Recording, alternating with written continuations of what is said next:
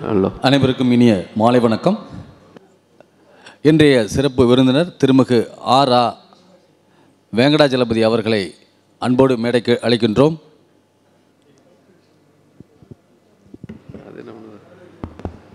விழா நாயகர் இன்றைய சிறப்பு விருந்தினர் திருமிகு ஆ. வெங்கடாஜலபதி ஐயா அவர்களை அன்போடு மேடைக்கு அழைக்கின்றோம். அவரை தொடர்ந்து எழுத்தாளர் திருமிகு சுகுமாரன் ஐயா அவர்களை அன்போடு மேடைக்கு அழைக்கின்றோம். தொடர்ந்து பதிப்பாளர் திருமிகு கண்ணன் ஐயா அவர்களை அன்போடு மேடைக்கு அழைக்கின்றோம்.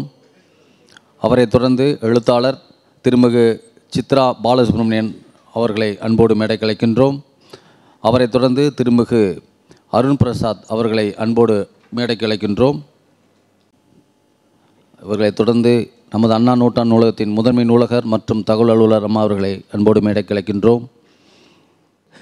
திருநெல்வேலி எழுச்சியும் வ.உ.சி.யும் 1908 ஆய்வு நூலுக்காக 2024ஆம் ஆண்டுக்கான சாகித்ய அகாதமி விருது பெற்ற ஆளுமை திருமிகு ஆ.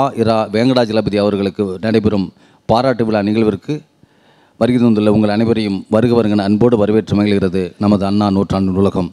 இந்த இனிய நிகழ்விற்கு வருகை தந்துள்ள சிறப்பு விருந்தினர், வாழ்த்துறை வழங்க வந்துள்ள ஆளுமைகள், முதன்மை நூலகர், வாசகர்கள் உள்ளிட்ட அவையோர் அனைவரையும் அன்போடு மீண்டும் வரவேற்கின்றோம். தொடர்ந்து முத்தாய்ப்பாக இன்றைய சிறப்பு விருந்தினர் திருமிகு ஆ. வெங்கடாஜலபதி அவர்களை வரவேற்று நமது அன்பின் வெளிப்பாடாய் நினைவு பரிசு வழங்கிட நமது அண்ணா நூற்றாண்டு நூலகத்தின் முதன்மை நூலகர் மற்றும் தகவல் அலுவலர் அம்மா அவர்களையும் காலச்சுவடு கண்ணன் ஐயா அவர்களையும் அன்போடு மேடைக்கு அழைக்கின்றோம். முன்னதாக அகில இந்திய குடிமைப்பணி பயிற்சி மையத்தின் முதல்வர் முனைவர் தே. சரவணன் ஐயா அவர்களை அன்போடு வரவேற்கின்றோம்.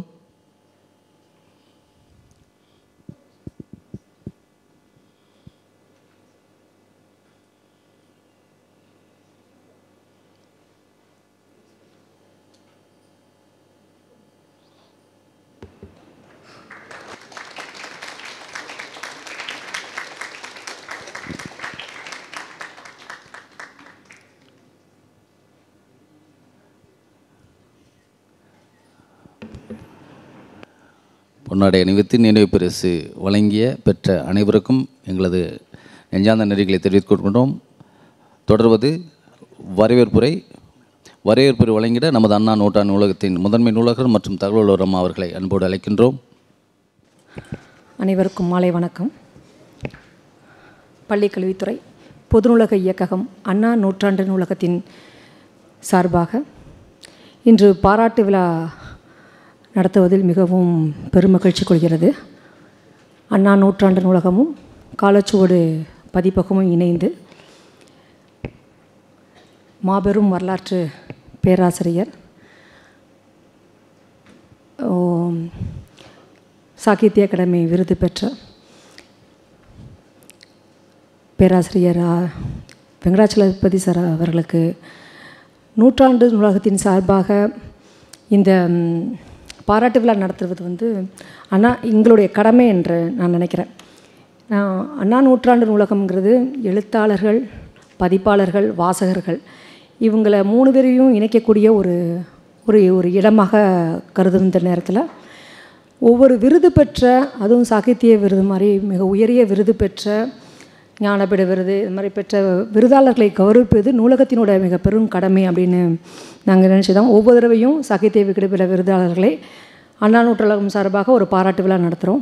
சார் விருது வாங்கி கொஞ்ச நாள் ஆயிடுச்சு. சாருடைய டைம் அவைலபிலிட்டி செக் பண்ணணும், ப்ளஸ் எங்களுக்கும் பல்வேறு அனௌன்ஸ்மெண்ட்ஸ்லாம் இருந்தது. அதனால் கொஞ்சம் காலதாமதமாக ஆயிடுச்சு. இருந்தாலும் சாரை வாழ்த்தி இந்த பாராட்டு விழா நடத்துகிறதுல எங்களுக்கு ரொம்ப சந்தோஷம். இந்த திருநெல்வேலி எழுச்சியும் வ.உ.சி. 1908 என்ற ஆய்வு நூலுக்கு 2024ஆம் ஆண்டுக்கான சாகித்ய விருது பெற்ற மிக பெரும் ஆளுமை சலபதி சார் அவர்களுக்கு இந்த நிகழ்ச்சிக்கு எங்களுடைய அழைப்பை ஏற்று வருகை தந்திருப்பதற்கு மிக்க மகிழ்ச்சி. உங்களை வரவேற்கிறோம் சார். மேலும் சாரை பற்றி சொல்லணுன்னா, இந்த நூலகத்தில் நான் ஜாயின் பண்ண நாளில் இருந்தோம், ப்ளஸ் தமிழ் இணைய கல்விக் கழகத்தில் மின்னுருவாக்கம் ஆரம்பித்த முதல் நாளில் இருந்தோம். சாரை உவைசா நூலகத்தில் தான் நான் முதல்ல சந்தித்தேன். மறக்க முடியாத ஒரு நாள். எப்படி மின்னுருவாக்கம் செய்யணும் அப்படின்னு கொஞ்சம் கடினமான குரலில் எங்களுக்கு அட்வைஸ் பண்ணாங்க. அன்றிலிருந்து இன்னைக்கு வரைக்கும் இதை ஏன் நீங்கள் செய்யலை, நூலகராக நீங்கள் என்ன பண்ணணும், அண்ணா நூற்றாண்டு நூலகத்தினுடைய நூலகத்தில் வந்து ஒரு கலெக்ஷன்லாம் எப்படி இருக்கணும் அப்படின்னு ஒவ்வொரு தடவையும் சந்திக்கும் போதும் இப்படிலாம் செய்யுங்க காமாட்சின்னு ரொம்ப ரொம்ப உரிமையாக ஒரு பேராசிரியராக கருத்துக்கள் சொல்லி எங்களை வழி நடத்திடுவாங்க. உண்மையிலே நிச்சயமாக எனக்கு ஒரு எங்களுடைய பேராசிரியர் என்னுடைய டிபார்ட்மெண்ட்டில் ஒரு ஹெச்ஓடி இருந்தால் நான் எப்படி ப்ரௌடாக ஃபீல் பண்ணுவேனோ இந்த same way I accept all your guidance and knowledge. இன்றைக்கி ஏதாவது ஒரு சந்தேகம், சார் இதை எப்படி எக்ஸிக்யூட் பண்ணலாமா, இதை எப்படி இதை எடுத்து செய்யலாம் அப்படின்னு கேட்கும்போது சார்கிட்ட டைம் வாங்கிட்டு போவேன். ரொம்ப தெளிவான கருத்துக்களை குறைந்த நேரத்தில் இதை தான் இப்படி தான் செய்யணும், இதை நீங்கள் பண்ணுங்கள். ஒரு 5 மணித்துளிகள் தான் நமக்கு ஒதுக்குவாங்க. அந்த 5 மணித்துளிகளுமே ஒரு 5000 நாட்கள் அவர் நமக்கு அட்வைஸ் பண்ணுறதுக்கு சமம். கிளியராக சொல்லிடுவாங்க இந்த இதை ப்ராசஸ் பண்ணுங்க அப்படின்னு. ரொம்ப செறிவுமிக்க கருத்துக்கள், அவருடைய ஒவ்வொரு தெளிவுமிக்க உரைகளாக இருக்கும், ரொம்ப ஆழமான பார்வை இருக்கும். அவரோட அட்வைஸ் நான் கண்டிப்பாக எங்கள் நூலகத்துக்கு ரொம்ப முக்கியம்னு நினைப்போம். நிறைய கான்ஃபரன்சஸ் அண்ட் செமினார்ஸில் கூட கூப்பிடுவோம். ஒவ்வொரு இலக்கிய திருவிழாலையும் சார்கிட்ட பேசும்போது அது மாதிரி கலைஞர் நூற்றாண்டு நூலகத்துடைய புத்தக கொள்முதல்லையும் சாரோடைய கைடன்ஸ் நாங்கள் கேட்டோம். இம்மிடியேட்டாக நோன்னு சொல்ல மாட்டாங்க. எவ்வளோ உடம்பு சரியில்லைனாலும் சரி, ஹெல்த் இஷ்யூனாலும் காமாட்சி என்னை பண்ணுவேன், என்னை வாட்ஸ்அப்லையோ இல்லை மெயில் மூலமாகவோ கம்யூனிகேட் பண்ணி என்கிட்டருந்து வாங்கிக்கங்கன்பாங்க. ஸோ பப்ளிக் லைப்ரரி டிபார்ட்மெண்ட்டில் சாரோடைய கைடன்ஸ் எப்போவுமே தொடரும். இது வரைக்கும் கொடுத்ததுக்கும் மிக்க நன்றி. நன்றி சார். அதே மாதிரி சாரோடைய இந்த நிகழ்ச்சிக்கு வாழ்த்துறை வழங்க வந்துள்ள முனைவர் சங்கர சரவணன் சார் அண்ட் திருமிகு Sukumaran sir and Kannan sir and Chitra madam and Arun Prasad அவர்களையும் வருக வருக என்று வரவேற்கின்றேன். மேலும் நிகழ்ச்சிக்கு வந்திருக்கக்கூடிய அனைத்து வாசகர்கள் மற்றும் பேராசிரியர்கள், ஜெயரஞ்சன் சார், பெரிய பதிப்பாளர்கள் அண்டு ரீடர்ஸ் எல்லாருமே வந்திருக்கீங்க. ஸோ அனைவரையும் வருக வருக என்று வரவேற்கிறேன். நன்றி.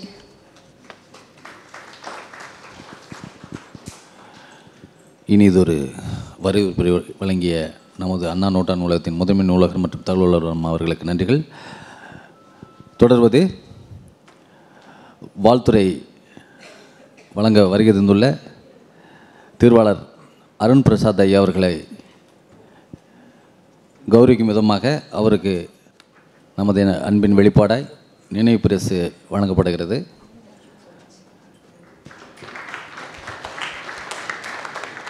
தொடர்ந்து வாழ்த்துறை வழங்கிட திருமிகு அருண் பிரசாத் ஐயா அவர்களை அன்போடு மேடைக்கு அழைக்கின்றோம். அனைவருக்கும் இனிய மாலை வணக்கம்.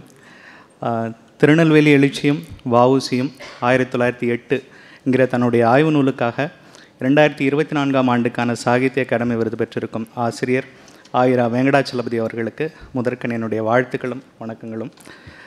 இந்த நிகழ்வில் என்னை பேச அழைத்த அண்ணா நூற்றாண்டு நூலகத்துக்கும் பதிப்பாளர் காலச்சுவடு கண்ணன் அவர்களுக்கும் என்னுடைய நன்றி.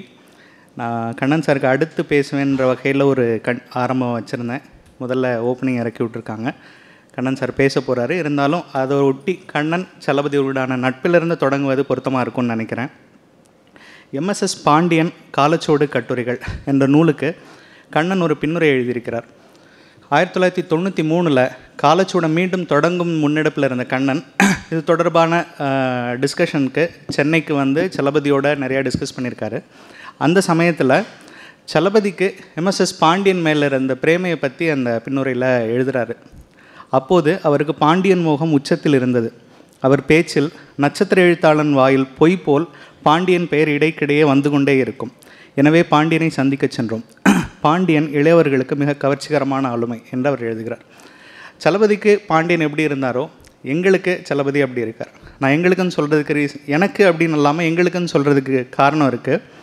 ஏன்னா ஜெனிவாவில் பொருளியலில் முனைவர் பட்டம் மேற்பண்ணிகிட்ருக்க நண்பர் ரகுநாத், அப்புறம் தன்னுடைய அறையில் சலபதியுடைய படத்தை மாட்டியிருக்கும் இளம் ஆய்வாளர் இஸ்க்ரா, சலபதியை அடிக்கடி தன்னுடைய கனவில் சந்திக்கும் அழிசி ஸ்ரீனிவாச கோபாலன், அப்புறம் அகில உலக சலபதி ரசிகர் மன்ற தலைவர் கௌதம் ராஜ், இந்த மாதிரியான பல நண்பர்களை தான் நான் எங்களன்னு சொன்னேன். சலபதியை முதல் முறையாக சந்திக்க சென்ற அனுபவத்தை கௌதம் ராஜ் இப்படி பதிவு செய்திருக்கிறார். புதுமை பித்தன் பிறந்தநாள் அன்று சலபதியை நேரில் சந்தித்தேன். காதலியை முதல் முறை சந்திக்கப் போகும்போது இருக்கும் அதே பதற்றம்.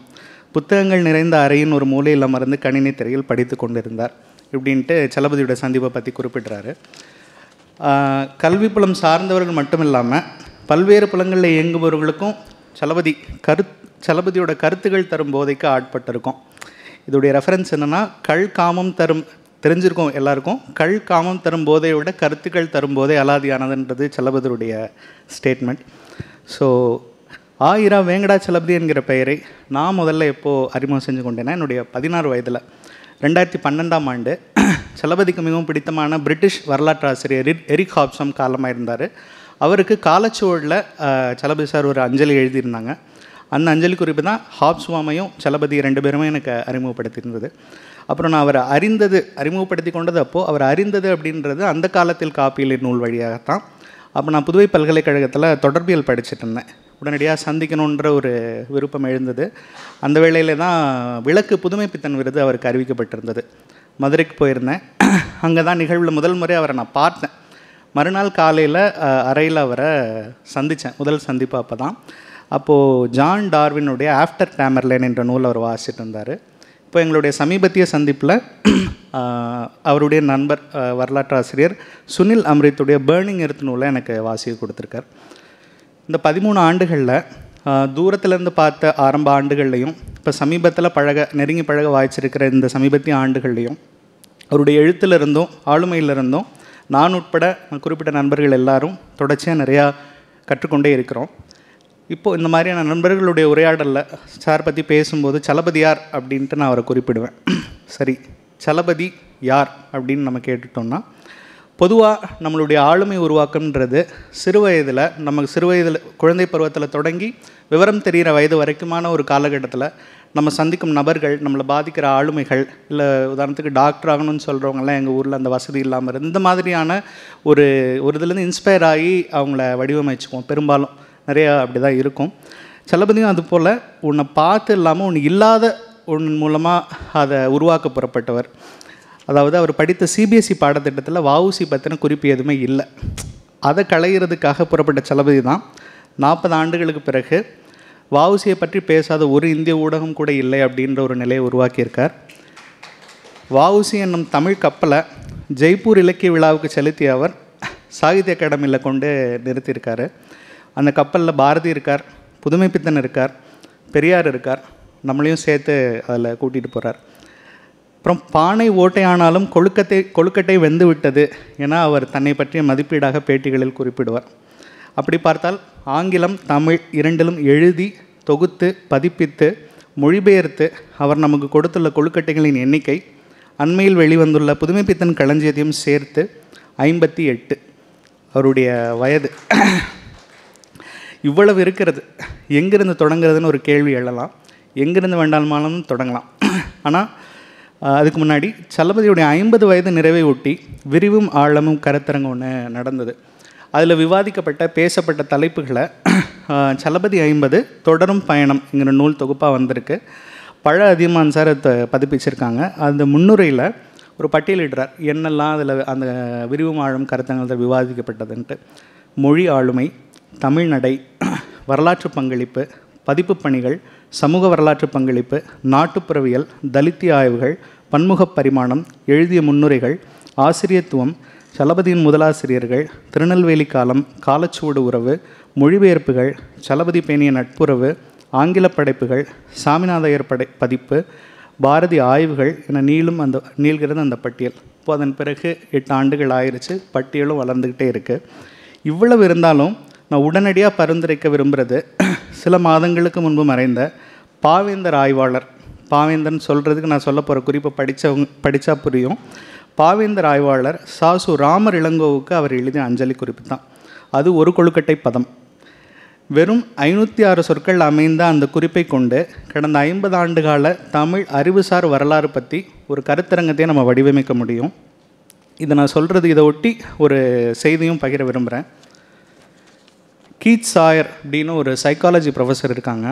படைப்பூக்கம், க்ரியேட்டிவிட்டி பற்றின ஆய்வில் நீண்ட காலமாக அவங்க ஈடுபட்டிருக்காங்க.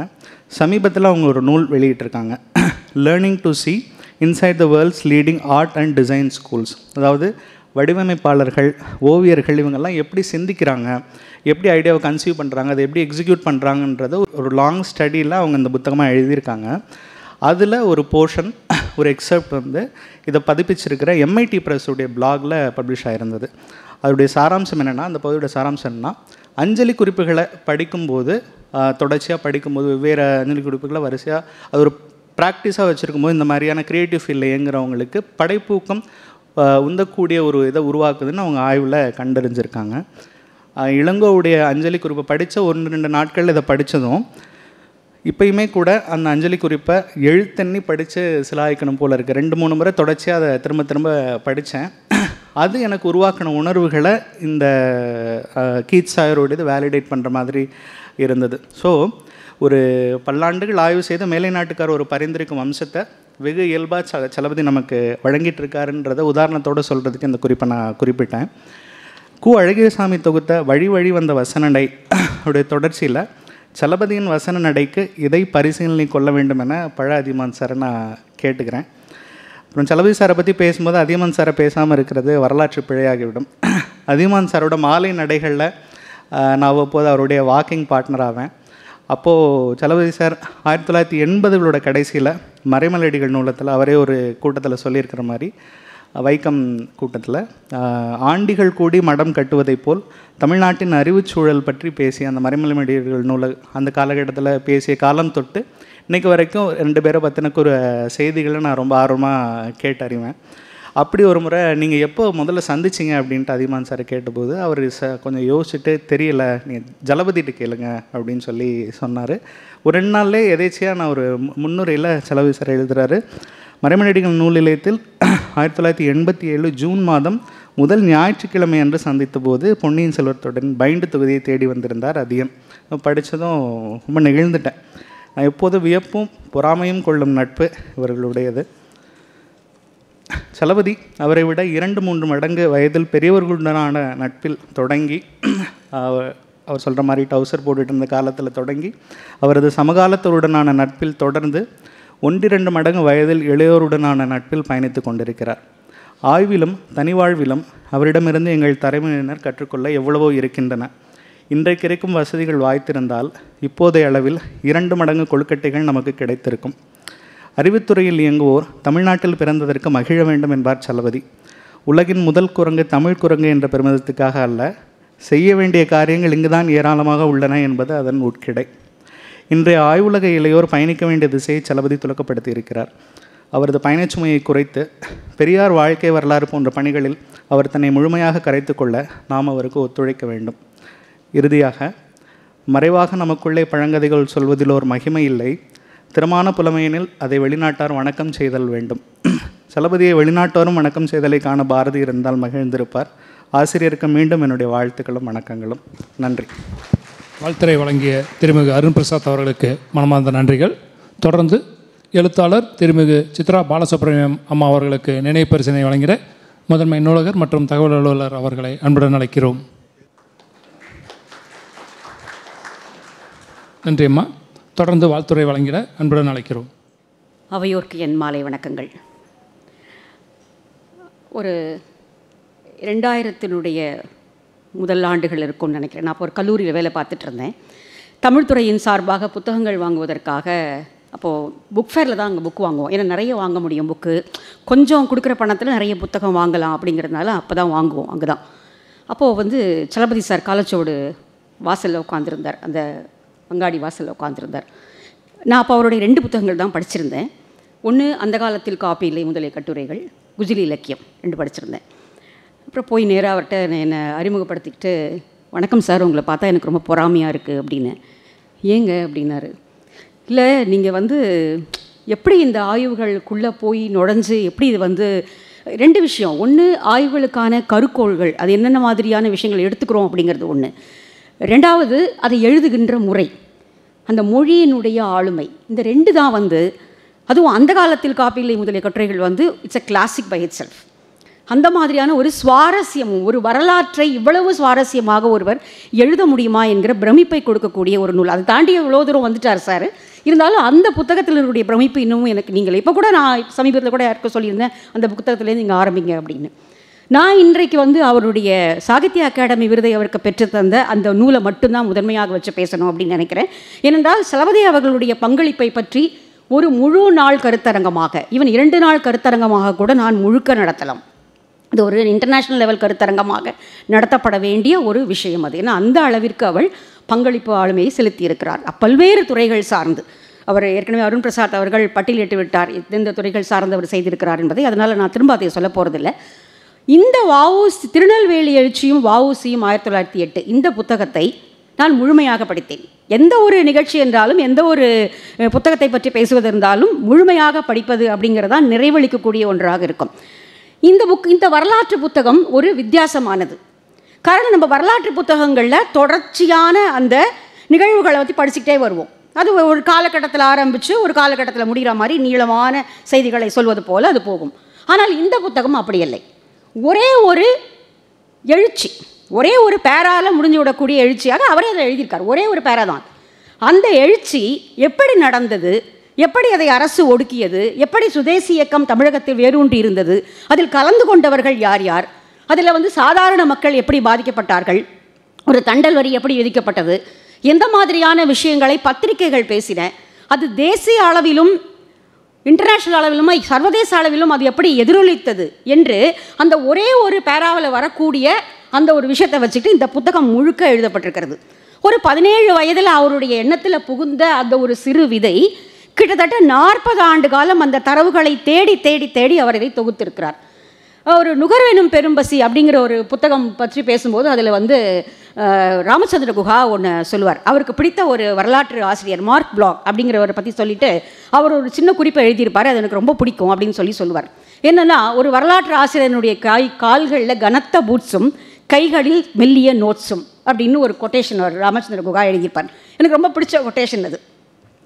சலபதி சாருடைய கால்கள்லேயும் கனத்த பூட்ஸு, கைகள்லேயும் கனத்த நோட்ஸ் தான். ஏன்னால் அந்த அளவிற்கு தரவுகளை அவர் தேடி தேடி தொகுத்திருக்கிறார். ரொம்ப ரொம்ப ஆச்சரியமான ஒரு விஷயம். இன்னொன்று, வரலாற்றை எழுதுவது அப்படிங்கிறதும் வாசிக்கிறது அப்படிங்கிறதுக்கும் ரொம்ப நமக்கு பயிற்சிகள் இன்னும் போதலை அப்படின்னு தான் நான் நினைக்கிறேன். ஏன்னா நம்மக்கிட்ட இருக்கக்கூடிய வரலாறுகள்லாம் புராண வரலாறுகள், புராணங்களையும் தொன்மங்களையும் பற்றி பேசுவதை கூட நம்ம வரலாறு அப்படின்னு நினச்சிக்கிறோம். அப்போ ஒரு வரலாறு என்றால் என்ன, ஒரு வரலாற்றை எழுதுவது என்பது எப்படிப்பட்டது, அதுக்கான தரவுகளை எப்படி நம்ம அதை இடைக்கோடிட்டு படிக்க வேண்டியது, அந்த தரவுகளை எப்படி படிக்கணும், அந்த தரவுகளை எப்படி சேர்க்கணும், அந்த தரவுகளை எப்படி புத்தகத்துக்குள்ளே கொண்டு நிரல்படுத்த அடுக்கணும் அப்படிங்கிறது ஒரு பெரிய கலை. ஹிஸ்ட்ரி ரைட்டிங் இஸ் அன் ஆர்ட்டா அப்படின்னீங்கன்னா அது ஒரு சயின்டிஃபிக்கான ஒரு ஆர்ட் அப்படின்னு தான் நம்ம சொல்ல முடியும். அது ஏனென்றால் நீங்கள் தரவுகளை அறிவியல் முறைப்படி தொகுக்கிறீர்கள், தேடுகிறீர்கள், அதை ஒரு கலை சார்ந்து அதை நீங்கள் வெளிப்படுத்துகிறீர்கள். இந்த ரெண்டுமே இந்த புத்தகத்தில் நீங்கள் பார்க்கலாம். இது நிச்சயமாக படிக்கப்பட வேண்டிய ஒரு புத்தகம் 2 விஷயத்துக்காக. ஒன்று, தமிழ்நாட்டில் சுதேசி இயக்கம், இது தூங்குமூஞ்சி நகரம் அப்படின்னு ஒரு பேர், மெட்ராஸ் ப்ராவின்ஸுக்கு தூங்குமூஞ்சி இது அப்படின்னே ஒரு பேர் கொடுத்துருக்காங்க ஒரு காலத்தில். ஏனென்றால் வங்காளத்தில் எழுந்தது போன்ற ஒரு எழுச்சி தமிழகத்தில் பெரிதாக ஏற்படவில்லை. 1905களுக்கு பிறகு 5ல் வங்காளத்தில் பெரிய எழுச்சி ஏற்பட்டது. அது பெரிய எதிரொலிப்பாக தமிழகத்தில் இல்லை அப்படின்னு ஒரு குற்றச்சாட்டாக, ஒரு குறைபாடாக சொல்லுகிறவர்களுக்கு பதில் சொல்வதைப் போல இல்லை. 1908களுக்கு பிறகு இங்கே வஉசியினுடைய தலைமையில் மிகப்பெரிய எழுச்சி தமிழகத்தில் தோன்றியது அப்படிங்கிறத அவர் தன் தக்க சான்று ஆதாரங்களோடு இந்த புத்தகத்தில் நிறுவியிருக்கிறார். ஏனென்றால் நம்ம ஒரு சுதந்திர போராட்டத்தினுடைய வரலாறு மிக நீண்டது. இந்திய சுதந்திர போராட்டத்தினுடைய வரலாறு மிக மிக நீண்டது. அதில் ஏதாவது ஒரு பகுதியை நீங்கள் எடுத்தீங்கனாலே அதுவே ஒரு நம்ம வாழ்நாள் முழுக்க படிக்கலாம். அந்த மாதிரியான ஒரு அது பின்னாடி காந்தி யுகம் வந்த பிறகு முழுக்க முழுக்க அது ஒரு காட்டாற்று வெள்ளம் போல மற்றவற்றையெல்லாம் அடித்து கொண்டு சென்று விட்டது. அதுவும் தமிழகத்தில் காந்தி இந்தியா முழுக்கவே காந்தி வந்த பிறகு முன்னாடி வேலை செய்தவருடைய நிறைய பேருடைய பெயர்கள் நமக்கு தெரியாமையே போயிடுச்சு.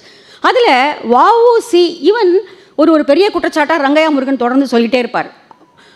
50,000 பக்கங்களுக்கு மேலே இருக்கக்கூடிய மகாத்மா காந்தி கலெக்டட் ஒர்க்ஸில் வஉசியினுடைய பெயர் ஒரு இடத்துல கூட இல்லை. ஒரு இடத்துல கூட வஉசியினுடைய பெயர் கிடையாது. அது ஒரு மிகப்பெரிய குறைபாடு தான். அதில் ஒன்றும் தவறு, அதில் ஒத்துக்கிறதுல ஒன்றும் இல்லை. ஏன்னா இதில் இந்த வரலாற்றில் நேர்ந்த பிழைகளுக்கு நம்ம ஒன்றும் சிலுவை சுமைக்க வேண்டிய அவசியமெல்லாம் இல்லை. அது அப்படி தான், அது அப்படி ஆயிடுச்சு. அப்போது வஉசி என்கிற மிகப்பெரிய ஆளுமையை எடுத்து காட்டுவதற்கு ஒருவர் பிறந்து வர வேண்டும். அது வரலாற்றில் அது இப்படி நடக்கும். யாராவது ஒருத்தர் பிறந்து வருவாங்க பின்னாடி, அவர்கள் அதை எடுத்து செய்வார்கள். அப்படி வஉசிக்கென்று பிறந்தவர் அவர். ரொம்ப ஆச்சரியமான ஒரு விஷயம். எத்தனையோ வருடங்களுக்கு கழித்து மறந்து மண்ணாய் போய்விடக்கூடிய ஒரு முக்கியமான ஒரு ஆளுமையை, நம்ம மறக்கவே முடியாத ஒரு வாழ்க்கையை நமக்கு எடுத்து காட்டுவதற்கு ஒருவர் இத்தனை வருடங்கள் கழித்து வருகிறார் அப்படின்னா அந்த ஆளுமைகளுடைய விகசிப்பை நீங்கள் யோசிச்சு பாருங்கள். யாரோ ஒருத்தர் கிளம்பி வருவாங்க. அது ரொம்ப ரொம்ப வரலாற்றினுடைய ஆச்சரியமே அதுதான். யார் யா நீ எங்கேந்தியா வந்த அப்படின்னு நம்ம கேட்போம். ஆனால் அவர்கள், நான் நினச்சிப்பேன், ஒரு பெண்ணாக நமக்கு இப்போ எனக்கு 2 குழந்தைகள். ஆனால் அந்த கருவுற்ற காலம் வந்து 9 மாதம் அவ்வளோதான். ஆனால் ஒரு ஆளுமையை மனதில் சுமந்து 40-50 வருடங்கள் அவர்களை மனதுக்குள்ளேயே தேக்கி வைத்து வைத்து எங்கு போனாலும் தூங்கினாலும் எழுந்தாலும் அவர்களை பற்றியே சிந்தித்து கொண்டிருக்கக்கூடிய ஒரு வரலாற்று ஆசிரியருடைய கருக்காலம் எந்த அளவு, அது மிகப்பெரியது. அவங்களால அந்த ஆளுமையை விட்டு வெளியில் வரவே முடியாது. அது ஒரு பெரிய பல நேரங்களில் அது வந்து கொடுமையானதும் கூட. பல நேரங்களில் அது வந்து வரம், அது வரமா சாபமா அப்படின்னா அது அவங்க தான் முடிவு பண்ணணும். அந்த அளவிற்கு கிட்டத்தட்ட 40 வருடங்களுக்கு மேலாக இன்னும் கூட வ.உ.சி பற்றி ஏதாவது புதிய தகவல்கள் கிடைத்தால் அவர் வேறொரு புத்தகமாக கூட அது ஆக்குவார். ஏன்னா ஏற்கனவே நிறைய எழுதிட்டார். இந்த புத்தகம் நான் சொன்ன மாதிரி அந்த ஒரே ஒரு 1908ஆம் ஆண்டு மார்ச் மாதம் 12ஆம் தேதி ஒரு எழுச்சி நடக்கிறது திருநெல்வேலியில். அது தூத்துக்குடியில் பரவுகிறது. அதற்கு முன்னாடி விபின் சந்திரபாலுடைய விடுதலைக்காக நாடு முழுக்க கொண்டாட்டங்கள் நடக்கின்றன. சென்னை கடற்கரையிலும் பெரிய கொண்டாட்டம் நடக்கிறது. 20,000 பேருக்கு மேல் திரண்டு அந்த மெரினா பீச்சில் பெரிய கூட்டம் நடத்தியிருக்கிறாங்க. ஒரு கலவரம் ஒன்றும் கிடையாது. ஆனால் திருநெல்வேலியிலும் தூத்துக்குடியிலும் அது நடக்கிறது. அதற்கு பிறகு கைது செய்யப்படுகிறார்கள். வ.உ.சியும் பத்மநாப ஐயங்காரும் சுப்பிரமணிய சிவாவும் கைது செய்யப்படுகிறார்கள். பெரிய கிளர்ச்சி நடக்கிறது. பெரிய கிளர்ச்சி என்றால் ஒரே நாள் தான், கிட்டத்தட்ட ஒரு 4 மணி நேரம் நேரக்கூடிய ஒரு விஷயம் அது. அந்த திருநெல்வேலியில் ஆரம்பித்து, திருநெல்வேலி சின்ன நகரம் தான், திருநெல்வேலியில் ஆரம்பித்து அது தூத்துக்குடியில் பரவுது. மக்கள் தானாக கிளர்ந்து எழுந்து ஒரு எழுச்சி அடைந்து அங்கே இருக்கக்கூடிய பொது சொத்துக்களுக்கு சேதம் விளைவிக்கிறார்கள். தனியார் சொத்துக்களுக்கு அல்ல, பொது சொத்துக்களுக்கு, அரசாங்க அலுவலகங்களுக்கு சேதம் விளைவிக்கிறார்கள். பிரிட்டிஷ் அரசினுடைய ஆட்சிக்கு கீழே இருக்கிறோம் நம்ம. அப்போது இந்த புத்தகம் முழுக்க இந்த ஒரே ஒரு கருவை வைத்துக்கொண்டு முழுக்க அது முன் பின் என்னெல்லாம் நடந்தது அப்படிங்கிறத மிக மிக விவரமாக துல்லியமாக பதிவு செய்கிறது. ரொம்ப ஆச்சரியம். இந்த தரவுகளை அவர் எங்கெங்கிருந்தெல்லாம் தேடி எடுத்திருப்பார் அப்படிங்கிற ஆச்சரியம் இந்த புத்தகத்தை நீங்கள் படித்து முடிக்கும்போது உங்களால் அந்த ஆச்சரியத்திலிருந்து விலகவே முடியாது. ஏன்னா ஒரு வரலாற்றில் தேடும்பொழுது தரவுகள் கிடைப்பது என்பது மிக மிக அரிது. அதுவும் 1908 மாதிரி பெருமளவுக்கு கவனிக்கப்படாத ஒரு விஷயமாக இருந்த ஒரு நிகழ்ச்சியை இவ்வளவு தரவுகளோடு சேர்த்து எழுத வேண்டும் என்றால் கால்களில் கனத்த பூட்ஸ், கைகளில் கனத்த நோட்ஸ் தான். அதில் ஒன்றும் சந்தேகமே கிடையாது. அவர் எல்லா இடங்களிலும் அதை தேடி இருக்கிறார். காரணம், இதில் வந்து இன்னொரு விஷயம் இல்லை, எனக்கு ரொம்ப பிடிச்ச விஷயம் இதில் என்ன அப்படின்னா, வ.உ.சி தான் இதனுடைய நாயகன். அதில் ஒன்றும் சந்தேகம் இல்லை. வ.உ.சினால தான் இந்த எழுச்சி வந்தது. ஆனால் இதில் ஈடுபட்ட பிறரெல்லாம் யார், இதில் வேறு யாரெல்லாம் இதில் சம்மந்தப்பட்டிருந்தாங்க, அவர்களுடைய தகவல்கள்லாம் என்ன, ஒரு சாதாரண மனிதர்களாக வந்திருக்கலாம். அந்த மாதிரி எல்லாருடைய விஷயங்களையும் அவர் தேடி தேடி இதில் எழுதியிருக்கிறார். ஒரு குருசாமி ஐயர் என்பவர், அவருக்கு வ.உ.சியினுடைய மனைவி எழுதிய 2 கடிதங்கள் இருக்கின்றன. அந்த குருசாமி அதில் கலந்துக்கிட்டது மட்டும் இல்லை, அவர் எப்படி சிறைப்பட்டார், அவர் எப்படி சிறையிலேருந்து வெளில வந்தாரா இல்லையா, அவருடைய திருமண வாழ்வு என்னாச்சு, அவர் வந்து யாராவது ஜாமீன் எடுத்தாங்களா இல்லையா, இப்படி எல்லா தகவல்களும் அதில் இருக்குது. அப்போது ஒரு ஒரு ஒரு தலைவர் அப்படி ஒரு வரலாற்றில் கூட நம்ம வந்து ஒரு சபால்டன் ஹிஸ்ட்ரி அப்படின்ற படிக்கிறதா இன்றைக்கி வந்து நம்ம முக்கியமானதாக அதை நினைக்கிறோம். ஒரு வெகுமக்களுடைய வரலாறு எப்படி இருந்தது அப்படிங்கிறதா ரொம்ப முக்கியமான ஒன்று. ஏனென்றால் தலைவர்களை பற்றி பேசுவதற்கு பக்கம் பக்கமாக புத்தகங்கள் இருக்கின்றன. ஆனால் சாதாரண மக்களுடைய நிலைமையை பேசுவது தான் இன்றைக்கு வரலாறுடைய முக்கியமான கடமைன்னு நான் நினைக்கிறேன். அப்போ ஒரு சுதேசி போராட்டத்தில் கலந்து கொண்ட சாதாரண மக்களுடைய நிலைமை என்னவா இருந்தது? அந்த ஊரில் 6 மாதம் தண்டல் படையை நிறுத்தி வச்சுருக்காங்க. தண்டல் வரி விதிச்சிருக்க அரசாங்கம், பிரிட்டிஷ் அரசாங்கம் தண்டல் வரி விதிச்சிருக்கிறார்கள். ஏனென்றால் பொது சொத்துக்கள் சேதமாகி இருக்கின்றன, அதுக்காக தண்டல் வரி விதிச்சிருக்காங்க. 2வது, அந்த காவல் படையை 6 மாதம் அங்கே நிறுத்தி வைத்திருக்கிறார்கள். அதை வந்து ரயோட்ஸ் அப்படின்னு குறிப்பிடுறாங்க. அது அரசாங்க ஆவணங்கள் வந்து ரயோட்ஸ் அப்படின்னு சொல்லுது. ரயோட்னா கலகம், சும்மா ஒரு மாபா திரண்டு வந்து அப்படி செஞ்சாங்க அப்படின்னு. ஆனால் மாப் கும்பல் அப்படிங்கிறது வேற, மக்கள் அரசியல் மயமாகி ஒரு எழுச்சியோடு ஒன்றை நடத்துவது அப்படிங்கிறது வேறு. இதில் இன்னொரு ஆச்சரியம் என்னென்னா, இதுக்கான தரவுகளை நம்ம பிரிட்டிஷ் ஆவணங்கள்லேருந்து தான் எடுக்க வேண்டியிருக்கு. நான் வந்து காந்தியினுடைய தீண்டாமை யாத்திரையை ஏதோ ஒரு தைரியத்தில் எழுத ஆரம்பித்தேன். தரவுகளே இல்லை, கொஞ்சம் தான் தரவுகள் கிடச்சிது. அப்புறம் ஒரு பியூட்டிஃபுல்லான ஒரு புக் ஒன்று கிடச்சிது. அது என்னென்னா, பிரிட்டிஷ் அரசாங்கம் ரகசிய உளவாளிகளை வைத்து தகவல்களை திரட்டியதை தொகுத்து ஒரு புத்தகமாக பின்னாடி போட்டிருக்கிறார்கள். அது எல்லாமே பிரிட்டிஷனுடைய பார்வையில் காந்தியினுடைய போக்கு எப்படி இருந்தது, அவர் எங்கே பேசினார், எவ்வளோ கூட்டம் வந்தது. அவர் அந்த உளவாளி வந்து 2000 பேர் வந்தாங்கன்னு எழுதுவார். காந்தியினுடைய அரிஜன் மேகசினில் அது வந்து 20,000 பேர் திரண்டார்கள் அப்படின்னு இருக்கும். இவன் 10 ரூபா கொடுத்தான்ற பிரிட்டிஷ் ஆவணம் எழுதும். ஆனால் இங்கே வந்து 10,000 ரூபா கொடுத்துருப்பாங்க கையில். ஸோ இந்த மாதிரி. ஆனால் மக்கள் வந்தது உண்மை, பணம் கொடுத்தது உண்மை. ஆனால் பிரிட்டிஷ் ஆவணம் அதை குறைத்து தான் மதிப்பிடும். இதுபோல் இந்த புத்தகத்திலையும் ரயோட் என்று தான் பிரிட்டிஷ் ஆவணங்கள் அதை குறிப்பிடுகின்றன. ஆனால் ஒன்றே ஒன்று நம்ம வந்து ரொம்ப பாராட்ட வேண்டிய விஷயம் என்ன அப்படின்னா, ஒரு முக்கியமான மிகப்பெரிய டாக்குமெண்டேஷனை பிரிட்டிஷ் பண்ணாங்க.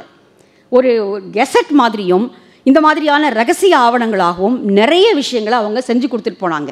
அதில் நம்ம ரீடிங் இன் பிட்வீன் இந்த லைனாக நிறைய படிக்க முடியும். நம்ம வந்து உண்மையாக நம்ம என்ன அதில் செஞ்சுருக்கோம் அப்படிங்கிறத பார்க்க முடியும். அதை முழுக்க முழுக்க வெங்கடாஜலபதி இதில் செஞ்சுருக்கிறார். அந்த அளவிற்கு பிரிட்டிஷ் ஆவணங்களை எடுத்து ஆராய்ந்து பார்த்து, அதோடு மட்டுமல்லாமல் பத்திரிகைகள், பேட்டிகள், ஒரு பொதுமக்கள் வாய் வழியாக வந்த செய்திகள் அவரே வருத்தத்தோடு குறிப்பிடுறார். ஒரு பல வருடங்களுக்கு பிறகு திருநெல்வேலி போகும்பொழுது அந்த எழுச்சியை பற்றிய எந்த நினைவுமே மக்கள் மனதில் இல்லை, சுத்தமாக இல்லை, அது மறந்தே போச்சு. நீங்கள் இனிமேல் அகழ்வாராய்வில் கூட கண்டுபிடிக்க முடியாது. அந்த மாதிரி மறந்து போன ஒரு நிகழ்ச்சியை, அது ஒரு திருநெல்வேலியினுடைய நூற்றாண்டு, அந்த மாநகராட்சி நூற்றாண்டில் ஒரு வரி செய்தியாக கூட அது இல்லை, ஒரு வரி செய்தியாக, அவ்வளோதான். ஸோ இவ்வளோ பெரிய விஷயம் ஏன் அது அவ்வளோ பெரிய விஷயம் அப்படின்னா, மக்களை அரசியல் படுத்துவது என்பது சாதாரணமான விஷயம் அல்ல. அது ஒரு சாதாரண விஷயமே கிடையாது. மக்களை அரசியல் வயப்படுத்தி ஒரு எழுச்சியை உண்டாக்கி அவர்களை வீதிக்கு வர வைப்பது அப்படிங்கிறது இன்றைக்கி கூட ரொம்ப சிரமமான விஷயந்தான். அப்போது அன்றைய காலகட்டத்தில், நம்முடைய அரசாங்கம் இல்லாத பிரிட்டிஷ் காலகட்டத்தில் எந்த அளவிற்கு கடுங்காவல் தண்டனைகளும் எந்த அளவுக்கு சிறைகளும் இருக்கும் அப்படின்னு தெரிஞ்சு கூட மக்கள் தன்னிச்சையாக வெளியில் வந்திருக்கிறார்கள் என்றால் அது மிக மிக பாராட்டப்பட வேண்டிய ஒன்று. அப்புறம் ஒரு ஹிஸ்டாரியனாக அவர் இதில் வந்து அந்த நேரத்தில் வஉசி ஜெயிலில் இருக்கார். அப்போ இதை பற்றி அவர் என்ன நினச்சார் அப்படிங்கிறது தெரியணும். ரொம்ப நியாயமான ஒரு வரலாற்று ஆசிரியராக சலபதி அதில் பதிவு செய்கிறார். ஏனென்றால் இந்த வன்முறைகளுக்கு எப்படி பொறுப்பேற்றுக்கிறது? அவர் என்ன இருந்தாலும் தீவிரமாக ஒரு அரசியலில் ஈடுபட்டிருந்தால் கூட இந்த வன்முறைகள் மேலே வஉசிக்கு பெரிய அளவுக்குள்ள ஈடுபாடு கிடையாது. என்றால் பொது சொத்துக்களுக்கு சேதம் விளைவிப்பது அப்படிங்கிறத அவர் விரும்ப மாட்டார். அப்போ அவர் என்ன சொல்கிறார் அப்படிங்கிறதையும் இதில் பதிவு பண்ணியிருக்கார். அதை நான் என்ன சொன்னார் நான் சொல்ல போகிறதில்லை, நீங்கள் புக்கை பார்த்து படிச்சுக்கோங்க. அதனால் ஒரு வரலாற்று ஆசிரியராக எதை எப்படி பார்க்க வேண்டும், எதை எப்படி தர வேண்டும் அப்படிங்கிறதுல வந்து ரொம்ப ரொம்ப முக்கியமான ஒரு புக்கு நான் நினைக்கிறேன். 2 விதத்தில். ஒன்று, நாம் மறந்து போன ஒரு சுதேசி இயக்கத்தை இது நமக்கு மீண்டும் நினைவுபடுத்துகிறது. அப்புறம் நமக்கு தெரியாத பல பெயர்களை சொல்ல முடியாது, உங்களுடைய முன்னோர்கள் யாராவது கூட அதில் இருந்திருக்கலாம். அப்போது பதிவு செய்யப்படாத, மறந்து போன, வரலாற்றின் பக்கங்களில் இடமே இல்லாத எத்தனையோ பேரை அவர் இந்த புத்தகத்தில் மீண்டும் எடுத்திருக்கிறார். இதே போல் ஒரு வரலாற்றை எப்படி எழுதுவது, ஒரு தரவுகளை எப்படி தேடி எடுப்பது, அதை எப்படி நிரல்பட அடுக்குவது அப்படிங்கிறத வந்து இது வந்து ஒரு கைடாகவே நம்ம வச்சுக்க முடியும். ஒரு வரலாற்றை எழுதுபவர்கள் ஒரு கைடு போல் வச்சுக்கிட்டு இதை வந்து செய்ய முடியும். அந்த அளவிற்கு மிக கடுமையான உழைப்பை கோரி இருக்கக்கூடிய ஒரு புத்தகம் இது. நான் ரொம்ப தேடி தேடி பார்த்தேன், ஏதாவது பெண்களுடைய பெயர்கள் இதில் வருதா அப்படின்னு. ஒரு 3 பெண்கள் பேர் தான் இருக்குது. எனக்கு ரொம்ப வருத்தம். இவ்வளோ பெரிய சுதேசி மூமெண்ட்டில், ஆனால் பின்னாடி வந்தாங்க, அதுக்கப்புறமா காந்தியன் மூமெண்ட்டில் நிறைய பெண்கள் வந்தாங்க, அதெல்லாம் வரலாறு. ஆனால் இந்த புத்தகத்தில் ஒரு 3 பெண்கள் பேர் தான் இருக்குது. ஒன்று வஉசியினுடைய மனைவி, அவங்க வந்து அந்த குருசாமியருக்கு 2 கடிதங்கள் எழுதியிருக்கிறாங்க. அந்த அம்மாவை நினச்சா ரொம்ப பிரமிப்பாக இருக்குது. அந்த அம்மா வந்து எந்த அளவிற்கு வஉசியினுடைய மனைவி மீனாட்சி உண்மையாகவே ஒரு பெரிய ஒரு தேசபக்தனுடைய மனைவி இல்லையா? அந்த அம்மா வந்து 2 கடிதம் எழுதுகிறாங்க. அந்த குருசாமியருடைய அவருடைய ஃபேமிலி லைஃப் வந்து அதுக்கப்புறமா ஃபெயிலியர் ஆகிடுது. ஆனால் இவங்க வந்து அவருக்கு ஒரு 2-3 கடிதங்கள் எழுதியிருக்காங்க, அது ஒன்று. அப்புறம் இந்த திருநெல்வேலியில் நடந்த கலவரத்துக்காக ஒரு நிதி திரட்டுகிறார்கள். ஏனென்றால் பாதிக்கப்பட்டவர்கள் சாதாரணமான மக்கள், அவர்களுக்கெல்லாம் எப்படி கேஸ் நடத்துறது, அவங்களை எப்படி வெளியில் கொண்டு வர்றது, ஜாமீன் எடுக்கிறது, அப்புறம் பெரிய வக்கீல்களை வைத்து வாதாட வேண்டும் என்றால் பணம் வேண்டுமே என்று திருநெல்வேலி நல நிதி என்று ஒன்றை அமைக்கிறார்கள். இதெல்லாம் ரொம்ப அழகான ஒரு ஹிஸ்டாரிக்கல். இந்த நலநிதி திரட்டக்கூடிய விஷயம் வந்து அதுவே தனியாக ஒரு பெரிய ஒரு வால்யூமாக எழுதலாம். எப்படியெல்லாம் சுதந்திர போராட்ட காலத்தில் நலநிதிகள் திரட்டப்பட்டன அப்படின்னு. பின்னாடி காந்தி வந்து நிறைய திரட்டுறாரு, திலக் ஸ்வராஜ் நிதி திரட்டுறாரு. அதுக்கப்புறமா வந்து பண்டித மதன் மோகன் மாலவியா பெரிய அப்படி தான் அந்த இந்து பனாரஸ் யூனிவர்சிட்டியை ஆரம்பித்தார். அது மாதிரி அது ஒரு பெரிய கதை. அது மாதிரியான நலநிதி திரட்டுவது, அந்த நலநிதி திரட்டுறதுல யார் யார் எவ்வளோ கொடுத்தாங்கன்னு லிஸ்ட்டு கொடுத்துருக்காரு. யார் யார் எவ்வளோ பணம் கொடுத்தாங்க. மூர் மார்க்கெட்டில் உண்டி குலுக்கியிருக்காங்க, உண்டி குலுக்கி பணம் எடுத்திருக்காங்க. இங்கே திருநெல்வேலியில் இருக்கிறவங்களுக்கு ஜாமீன் எடுக்கிறதுக்காகவும் கேஸ் நடத்துறதுக்காகவும் இங்கேருந்து நலநிதி திரட்டி இருக்கிறார்கள். அதில் ஒரே ஒரு அம்மா ₹1 கொடுத்துருக்காங்க. அந்த செய்தியில் இருக்குது. எனக்கு ரொம்ப சந்தோஷமாக இருந்தது. ஒரு அம்மா ₹1 கொடுத்துருக்காங்க. ராஜாஜி ₹50 கொடுத்துருக்கிறார். பாரதி அவ்வளோ கஷ்டத்துக்கு நடுவிலும் ₹10 கொடுத்துருக்கிறார். ₹10 நீங்கள் 1908 நீங்கள் யோசிச்சு பாருங்கள், அது ஒரு பெரிய பணம் தான். அப்போது ஒரு வரலாற்றை நம்ம படிக்கும் பொழுது ஒரு பல கிளை ஆறுகளாக, ஒரு சிற்றாறுகளை போல கிளை ஆறுகளாக இந்த புத்தகம் அப்படியே விரிஞ்சிக்கிட்டே போகுது. அது படிக்க படிக்க நமக்கு வந்து ஒவ்வொரு சாப்டரும் போக போக இது எவ்வளவு ஆச்சரியங்களை இவர் இந்த மனிதர் இந்த புத்தகத்தில் வைத்திருக்கிறாரோ தெரியவில்லையே அப்படிங்கிற ஒரு ஆச்சரியத்தோடு தான் நீங்கள் இந்த புத்தகத்தை படித்து முடிக்க முடியும். அப்படி படித்து முடிக்கும் பொழுது நம்முடைய தமிழ்நாட்டினுடைய, ஏனென்றால் இந்திய விடுதலை போராட்டத்தில் தமிழ்நாட்டினுடைய இடம் மிக குறைவானதாக தான் மதிப்பிடப்படுகிறது. அது ஒரு பெரிய குறை. அது இன்னும் எவ்வளவோ விஷயங்கள் இங்கே நடந்தாலும் கூட மிக குறைவான ஒரு மதிப்பீடு தான் இந்த தமிழ்நாட்டை பற்றிய விஷயங்கள் இருக்கின்றன. அப்போது இந்த மாதிரியான விஷயங்களை உடைப்பதாக இந்த புத்தகம் இருக்கிறது. அதோடு இதில் இருக்கக்கூடிய ஆளுமைகள் மிக முக்கியமான வஉசி முதற்கொண்டு மிக முக்கியமான ஆளுமைகளையும் இந்த தேசத்திற்காக உயிரை விட்ட தங்களுடைய குடும்பத்தை தியாகம் செய்த அத்தனை பேரையும் அவர் இதில் பதிவு செய்திருக்கிறார். மிகப்பெரிய ஒரு வரலாற்று நூல் இது. நிச்சயமாக வரலாற்றில் ஆர்வம் இருப்பவர்களும் தமிழ்நாட்டின் மேல் காதல் இருப்பவர்களும் அல்லது ஒரு வரலாற்றை எப்படி எழுத வேண்டும், தகவல்களை எப்படி தேட வேண்டும் என்கிற அந்த ஒரு எண்ணத்தில் இருப்பவர்களும் சலபதியினுடைய ரசிகர்களும் நிச்சயம் வாசிக்க வேண்டிய ஒரு புத்தகம். சாகித்ய அகாடமி விருதுக்கு அவருக்கு வாழ்த்துக்கள். ஆனால் அது ஒரு சிற்றுளி தான். அவர் அருண் பிரசாத் அவர்கள் சொன்னது போல ஒரு இன்டர்நேஷ்னல் லெவலில் ஒரு மிகப்பெரிய இந்த உலகம் கொண்டாடக்கூடிய ஒரு வரலாற்று ஆசிரியராக அவர் நிலை பெறக்கூடிய காலம் வெகு விரைவில் உண்டு. அதற்காகவும் நாம் பாராட்டு விழா நடத்துவோம், அதில் நாமளும் கலந்து கொள்வோம் என்று சொல்லி வணக்கம் கூறி விடைபெறுகிறேன். நன்றி, வணக்கம். நன்றி அம்மா. தொடர்ந்து வாழ்த்துரை வழங்கிட பதிப்பாளர் திருமிகு கண்ணன் அவர்களை அன்புடன் அழைக்கிறோம். அன்னார் அவர்களுக்கு நினைவு பரிசினை வழங்கிட முதன்மை நூலகர் மற்றும் தகவல் அலுவலர் அவர்களை அன்புடன் அழைக்கிறோம்.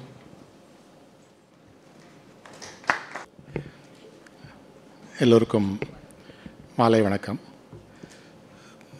சலபதி தொடர்பான என்னுடைய உரையை தொடங்குவதற்கு முன்னால் காலச்சுவடு சார்பாகவும் என்னுடைய சார்பாகவும் வசந்தேவி அவர்களுக்கு மனமார்ந்த அஞ்சலியை செலுத்த விரும்புகிறேன். மிகப்பெரிய கல்வியாளர், மிக நீண்ட மிக அருமையான கரையற்ற ஒரு வாழ்க்கை பயணம், தமிழ் சமூகத்தினுடைய ஒரு மனசாட்சியாக பல ஆண்டுகள் திகழ்ந்தவர்.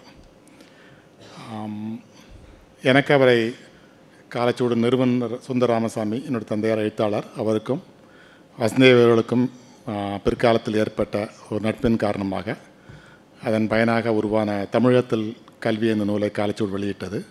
அதன் பின்னர் கல்வி தொடர்பான இன்னொரு கட்டுரை தொகுதியையும் வெளியிட்டோம்.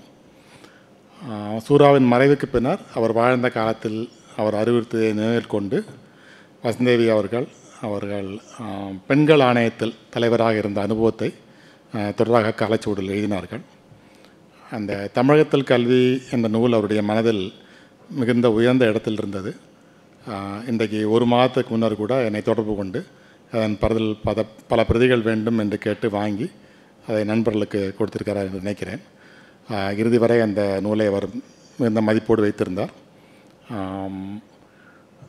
அவருடைய மரணம் என்பது எந்த ஒரு பெரிய துன்பங்களும் அவருக்கு ஏற்படாத மிக இயல்பாக முதுமையில் நடந்த ஒரு மரணம். அவருக்கு என்னுடைய மனமார்ந்த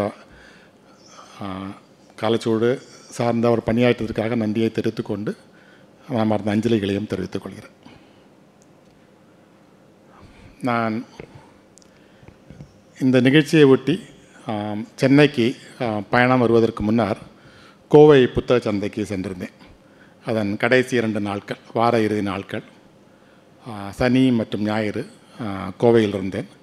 அவ்வாறு இருக்கும்போது பல்வேறு காரியங்கள் நடக்கும். நண்பர்களை சந்திப்போம், எழுத்தாளர்களை சந்திப்போம், எதிர்பாராமல் சில அருமையான சந்திப்புகள் நடக்கும். அதோடு ஒரு முக்கியமான ஆர்வமாக இருப்பது இந்த புத்தக சந்தைகள் இந்த ஊரில் என்ன வகையான புத்தகங்கள் நம்முடைய அரங்கில் சென்றன என்று எங்களுடைய விற்பனை பிரிவிலிருந்து கேட்டு தெரிந்து கொள்வது, பிறகு விற்பனையை பார்த்து சில விஷயங்களை அவதானிப்பது என்பது ஒரு முக்கியமான ஒரு விஷயமாக இருக்கும். இந்த முறை அந்த கோவை புத்தக சந்தையில் பொறுப்பில் இருந்தவர் கிட்டத்தட்ட 10 ஆண்டுகளாக எங்களுடன் இருக்கக்கூடிய முத்து என்பவர் அங்கு பொறுப்பில் இருந்தார். நான் சென்ற உடனேயும் மறுநாளும் மீண்டும் மீண்டும் ஒரு 3-4 முறை வந்து என்னிடம் ஒரு செய்தியை சொல்லிக்கொண்டே இருந்தார். அதாவது கோவை புத்தக சந்தையில் ஆய்வு நூல்கள் மிகச்சிறப்பாக விற்பனையாகின்றன என்ற செய்தியை அவர் சொல்லிக்கொண்டே இருந்தார். அப்படி ஒரு முறை பேசி கொண்டிருந்த போதே ஒருவர் வந்து அங்கிருந்து ஒரு 7,500 ரூபாய்க்கு புத்தகங்களை வாங்கி செல்வதை நான் பார்த்தேன். ஆக இத்தனை ஆண்டுகளில் பல்வேறு வகையான இந்த ஊருக்கென்று சில தன்மைகள் இருக்கும். சென்னை புத்தக சந்தைக்கு என்று சில தன்மைகள் இருக்கும். ஈரோட்டில் அது மாறும், கோவையில் மாறும், மதுரையில் மாறும். அது போன்ற மாற்றங்களை கவனிப்பது ஒரு சுவாரஸ்யமான விஷயம். நாம் தெரிந்து கொள்வது, அதுக்கு தக்கன நம்முடைய பணிகளை நாம் வந்து அங்கே அனுப்ப வேண்டிய புத்தகங்களை நாம் மாற்றி அமைக்கலாம். ஆனால் இதுவரை ஆய்வு புத்தகங்கள் விற்பனையாகின்றன பெருவாரியாக என்று இந்த 25 ஆண்டுகளில் நான் கேள்விப்பட்டதே இல்லை. இப்போ இந்த முறை தான் அது முதல் முறையாக அதை சொன்னார்கள். அது எனக்கு நானும் பார்க்கக்கூடியதாகவும் இருந்தது. அது ஒரு தனி மகிழ்ச்சியை கொடுத்தது. ஏனென்றால் காலச்சுவடு இதழாக தொடங்கும் போது அதற்கு முன்னரே நான் சலபதியை சந்தித்து இன்னும் பலரை சந்தித்து அதற்கான கட்டுரைகளை தேட தொடங்கியிருந்தேன். அப்போது ஏற்கனவே ஒரு முடிவை எடுத்து விட்டோம். அதாவது வழக்கமாக இங்கே வந்து கொண்டிருந்த இலக்கிய இதழ்கள் போன்றவற்றுக்கு இருந்த ஒரு வரையறையை தாண்டி பல்வேறு புதிய விஷயங்களை அதனுள்ளே கொண்டு வர வேண்டும் என்ற ஏற்கனவே ஒரு முடிவு அதில் இருந்தது. அந்த முடிவோடு சென்று பலரையும் சந்திக்கும்போது சலபதி போன்றவர்களுக்கு அவருடைய ஆய்வு கட்டுரைகளை அந்த காலத்தில் வந்து அதற்கான ஆராய்ச்சி போன்ற ஆய்வு பத்திரிகைகள் இருக்கும், அவை தான் அவற்றில் வெளிவரும். அதுபோன்ற விஷயங்களை தவிர்த்து நாம் எல்லாவற்றையும் காலச்சுவடில் வெளியிடலாம். ஆனால் வெளியிடும்போது ஒரு முழுக்க கல்விப்புலம் சார்ந்த ஒரு கட்டுரையை நாம் வெளியிட முடியாது. ஆகவே ஒரு நம்பிக்கை எனக்கு இருந்தது, எந்த ஒரு துறை சார்ந்தும் ஆர்வமுள்ள ஒரு வாசகர்களுக்கு நான் அதை என்னுடைய மனதில் எப்போதும் 12ஆம் வகுப்பு வரை தமிழ் படித்த மாணவர்கள் என்று சொல்வேன். இப்போது அருண் பிரசாத் பேசிய பிறகு அது 9ஆம் வகுப்பு என்று குறைத்து கொண்டு விட்டேன். மாணவர்கள் அதை படிக்கலாம் என்பது என்னுடைய அனுபவம் என்பது. நீங்கள் காலச்சுவடில் ஆரம்பத்தில் வந்த கடிதங்களை நீங்கள் பார்த்து நீங்கள் அதை உறுதிப்படுத்திக் கொள்ளலாம். அன்றாட பணி செய்பவர்கள், கொத்த வேலை பார்ப்பவர்கள், ஆசாரி பணி செய்பவர்கள், மில்லில் வேலை பார்ப்பவர்கள் காலச்சுவடை படித்து கடிதம் எழுதுவார்கள். 2-3 கடிதங்கள் வரும், பிறகு அவரிடம் வந்து ஒரு கவிதை வரும். 2-3 கவிதை வந்த பிறகு ஒரு கவிதை பிரசுரமாகும். இந்த பலர் அல்லது தொகுதி வெளியிட்டு எழுத்தாளர்களாக இருக்கிறார்கள். ஆனால் இன்னும் அதுபோன்ற அன்றாட பணிகளை செய்து கொண்டிருக்கிறார்கள். அதே நேரம் பல கல்லூரிகளுடைய கல்லூரி தமிழ்துறை தலைவர்கள் என்னை சந்தித்து ஒரு குற்றஞ்சாட்டும் துணியில் உங்கள் பத்திரிகை எங்களுக்கு புரியவில்லை என்று சொல்வதையும் நான் கேட்டுக்கொண்டிருப்பேன். அப்போ இதில் ஆர்வம் என்பதுதான் முக்கியமே ஒழிய மிக உயர்ந்த கல்வி தேவையில்லை என்பதுதான் என்னுடைய எண்ணம். அது போன்ற ஒரு வாசகர்களுக்கு எல்லா துறையும் சார்ந்தும் நாம் கொண்டு சேர்க்க வேண்டிய விஷயங்கள் கொண்டு சேர்க்க வேண்டும் என்ற ஒரு எண்ணம் எனக்கு இருந்தது. ஆனால் என்னுடைய எண்ணம் மட்டும் இதர்கள் போதுமானதல்ல. அதற்கு வந்து ஒரு அங்கீகாரம் கிடைக்க வேண்டும். அதை ஒரு விவாதத்தில் சலபதியோடு பேசும்போது ஒரு கல்வி புறத்திலிருந்து ஒருவர் அப்படி செய்ய முடியும் என்ற அந்த விவாதத்தில் நம்மிடம் வந்து அவன் ஏற்று பேசும்போது நமக்கு அதில் ஒரு உறுதிப்பாடு தொடங்கும். அப்படி அந்த காலச்சுவடு இதழிலும் பின்னர் பதிப்பகத்திலும் கல்வி புலம் சார்ந்த பல்வேறு ஆய்வு நூல்கள் என்ற ஒரு வரிசை உருவாவதற்கு சலபதியினுடைய பங்களிப்பு என்பது மிக முக்கியமானதாக இருந்திருக்கிறது. ஆக இந்த வரிசை உருவாகும் போதே சில முடிவுகளை எடுத்து விட்டோம். ஒன்று, எங்களுடைய எந்த புத்தகத்திலும் அந்த நூலாசிரியர் வந்து ஒரு பேராசிரியர் என்ற தகவல் இருக்காது, அவர் முனைவர் என்ற தகவல் இருக்காது. இது போன்ற தகவல்களை தவிர்த்து விட்டோம். இதுக்கு முக்கியமான காரணம் வந்து இவற்றெல்லாம் பார்த்தாலே வாசகர்கள் புத்தகங்களை கீழே போட்டு விடக்கூடிய அளவுக்கு 90களில் மிகுந்த ஓவாமைகள் இருந்தார்கள். அது முழுக்க அவர்களுடைய தவறு என்று நாம் சொல்ல முடியாது. சிலர் தான், உதாரணமாக கைலாசபதி அல்லது சிவசுப்ரமணியம் அவர்களுடைய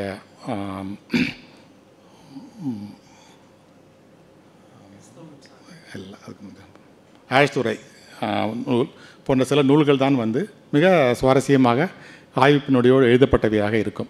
பல்வேறு நூல்கள், குறிப்பாக ஆய்வேட்டை எப்படியே புத்தகமாக போடுவது போன்ற ஒரு கொடுமை இனத்தை பார்க்க முடியாது. அதையெல்லாம் வந்து நாங்கள் வந்து என்றுமே அனுமதித்ததே இல்லை. அந்த ஆய்வு இருக்கட்டும், மிக முக்கியமானது தான். ஆனால் அது அடிப்படையில் வாசகர்களுக்காக ஒரு புத்தகத்தை எழுதி கொடுங்கள் என்பதில் தெளிவாக இருந்தோம். அவற்றையும் உரிய முறையில் எடிட் செய்து எந்த அளவுக்கு வாசகர்களுக்கு தெளிவாக அவற்றை கொண்டு செல்ல முடியுமோ அதை செய்ய வேண்டும் என்ற எண்ணத்தில் தான் ஆரம்பத்திலிருந்தே செயல்பட்டு வந்திருக்கிறோம். இதற்கு வந்து நல்ல ஒரு மதிப்பு ஏற்பட்டிருக்கிறது என்பது இந்த புத்தக சந்தையில் இதனை ஆண்டுகள் தான் உறுதிப்பட்டது. அப்படி வெளிவந்த ஒரு முக்கியமான புத்தகம் வந்து கிறிஸ்தவமும் சாதியும் என்ற புத்தகம். 2001ஆம் ஆண்டு அந்த நூல் வெளிவந்திருக்கிறது. இந்த ஆண்டு அதனுடைய 8வது பதிப்பு வெளிவந்திருக்கிறது.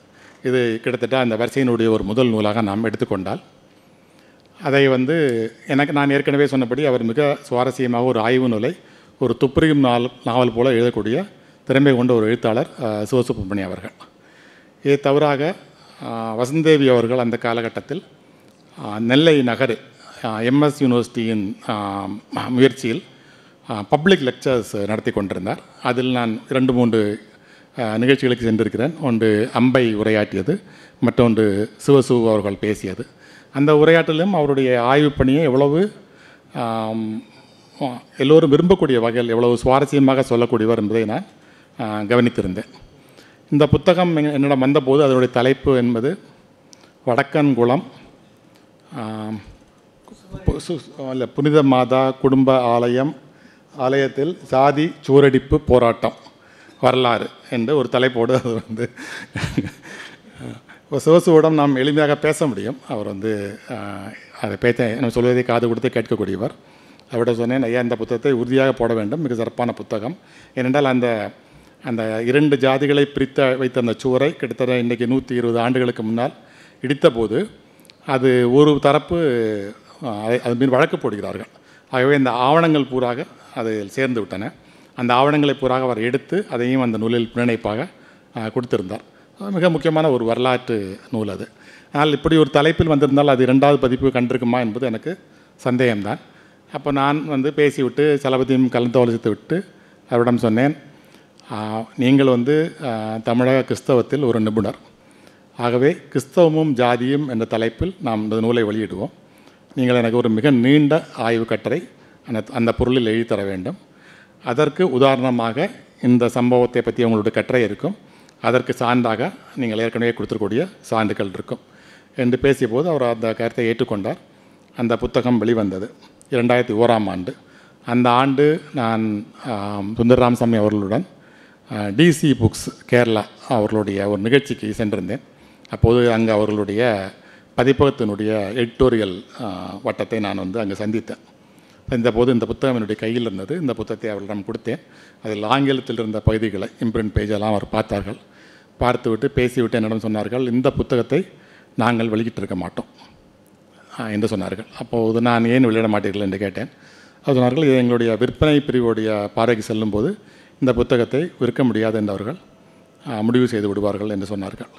ஆனால் தமிழகத்திலேயே அந்த புத்தகம் தொடர்ந்து விற்பனையில் இன்று வரையும் இருந்து கொண்டே இருக்கிறது. இதற்கு முக்கியமான காரணம் என்று நான் நினைப்பது அதை அந்த அவருடைய ஆய்வு தான், அவருடைய நிபுணத்துவம் தான் அதை உருமாற்றி அமைத்த விதம்.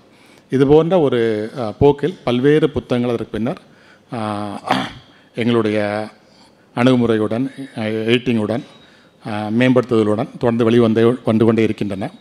இந்த வரிசைக்கு இன்றைக்கு ஒரு மிகப்பெரிய மதிப்பு ஏற்பட்டிருக்கு என்றால் அதில் மிக முக்கியமான பங்களிப்பு அந்த உரையாடலில், அந்த வழிகாட்டுதலில், பல புதிய ஆய்வாளர்களை காலச்சோடுக்கு அறிமுகப்படுத்துதல் சலபதிக்கும் உண்டு.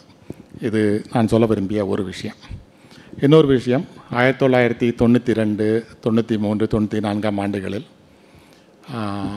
நாகர்கோவிலுக்கு பக்கத்தில் இருந்த பாம்பர்முளை என்ற ஒரு கத்தோலிக்க ஆசிரமத்தில், அசசி ஆசிரமம் என்றதுக்கு பெயர், அதில் வந்து அந்த காலகட்டத்தில் ஒரு நாளைக்கு 50 ரூபாய் கொடுத்தால் ஒருவர் அங்கே தங்கிக் கொள்ளலாம். அவர்களுக்கு 3 வேளை உணவும் கொடுத்து விடுவார்கள். அப்படி ஒரு ஏற்பாடு இருந்தது. அந்த ஏற்பாட்டோடு தமிழ்நாட்டில் இருக்கக்கூடிய பல்வேறு ஆளுமைகளை அங்கு வரவழைத்து ஒரு உரையாடலை நடத்தக்கூடிய ஒரு நிகழ்ச்சியை சுந்தரராமசாமி அவர்கள் தொடர்ந்து நடத்தி வந்தார். என்னுடைய ஞாபகத்தில் 5-6 நிகழ்ச்சிகள் அப்படி தொடர்ந்து நடந்தன. பிற்காலத்தில் ஒரு 15 அல்லது 20 பேர் அங்கு வந்து கூடுவார்கள்.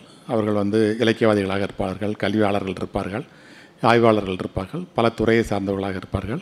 அங்கு வந்து அவர்கள் விரும்பக்கூடிய எந்த விஷயத்தையும் அவர்கள் வந்து பேசலாம். பெரிய முன்தட்டமிட்ட ஒரு நிகழ்ச்சி நிரல் இருக்காது. அங்கே சலபதி எனக்கு தெரிஞ்சு வந்திருக்கிறார், அதிகமானது இருக்கிறார், இன்னும் பல நண்பர்கள் அங்கு வந்திருக்கிறார்கள். வந்து அவர்களுடைய கருத்துக்களை பகிர்ந்து கொள்வார்கள். இப்போ இந்த இடத்தில் ஆய்வு பாங்கான கட்டுரைகள் அங்கு வாசிக்கப்படும் போது அதன் பின்னரும் அந்த ஆய்வரங்கிலும் இலக்கியம் படைக்கக்கூடியவர்களுடன் ஒரு உரையாடல் பல சமயங்கள் நடந்திருக்கிறது. அந்த காலகட்டத்தில் இன்றும் கூட அந்த மனோபாவம் முழுதாக மாறவில்லைன்னு நினைக்கிறேன். இலக்கியம், அதற்கு எதிர்நிலையில் ஆய்வு, புலமை, கல்வி என்ற ஒரு இருமை மிக வலுவாக இருந்தது. இலக்கியவாதிகள் என்பது அவர்கள் எந்த ஒரு முன்கோட்பாடும் இல்லாதவர்கள், படைப்பூக்கம் கொண்டவர்கள் என்ற ஒரு பார்வை. ஆய்வாளர்கள் என்பது அவர்கள் ஒரு இறுகிய சட்டகத்தில் செயல்படக்கூடியவர்கள். அவர்கள் ஏற்கனவே கொண்ட கருத்தை நிறுவுவதற்காக ஆய்வை மேற்கொள்ளக்கூடியவர்கள். ஒரு திறந்த மனம் கொண்ட பார்வையோடும் இருக்காது. அவர்களுடைய நடை இந்த அழகியிலும் இருக்காது என்ற ஒரு பார்வை இருந்தது. இந்த இந்த இந்த இந்த எண்ணங்கள் வந்து முழுக்க தவறு அல்லது சரி என்று சொல்வது என்னுடைய நோக்கம் அல்ல. ஆனால் இதற்குள் இந்த விஷயங்கள் எப்பவுமே அடங்கி விடாது. இதை தாண்டிய பல விஷயங்கள் இருக்கும். அவற்றை இது போன்ற ஒரு அணுகுமுறை வழியாக நாம் அடையாளம் காண முடியாது என்பதுதான் இதில் முக்கியமான விஷயம். இந்த அணுகுமுறைக்கு உட்பட்டு பல்வேறு படைப்புகள் புத்தகங்கள் வரலாம், ஆனால் அவை அதில் முக்கியமல்ல. இதை தாண்டி முக்கியமான புத்தகங்கள், பார்வைகள், கட்டுரைகள் இருக்கின்றனவா, அவற்றை நாம் எப்படி அங்கீகரிப்பது என்பதுதான் இதில் முக்கியமான அம்சம் என்று நினைக்கிறேன்.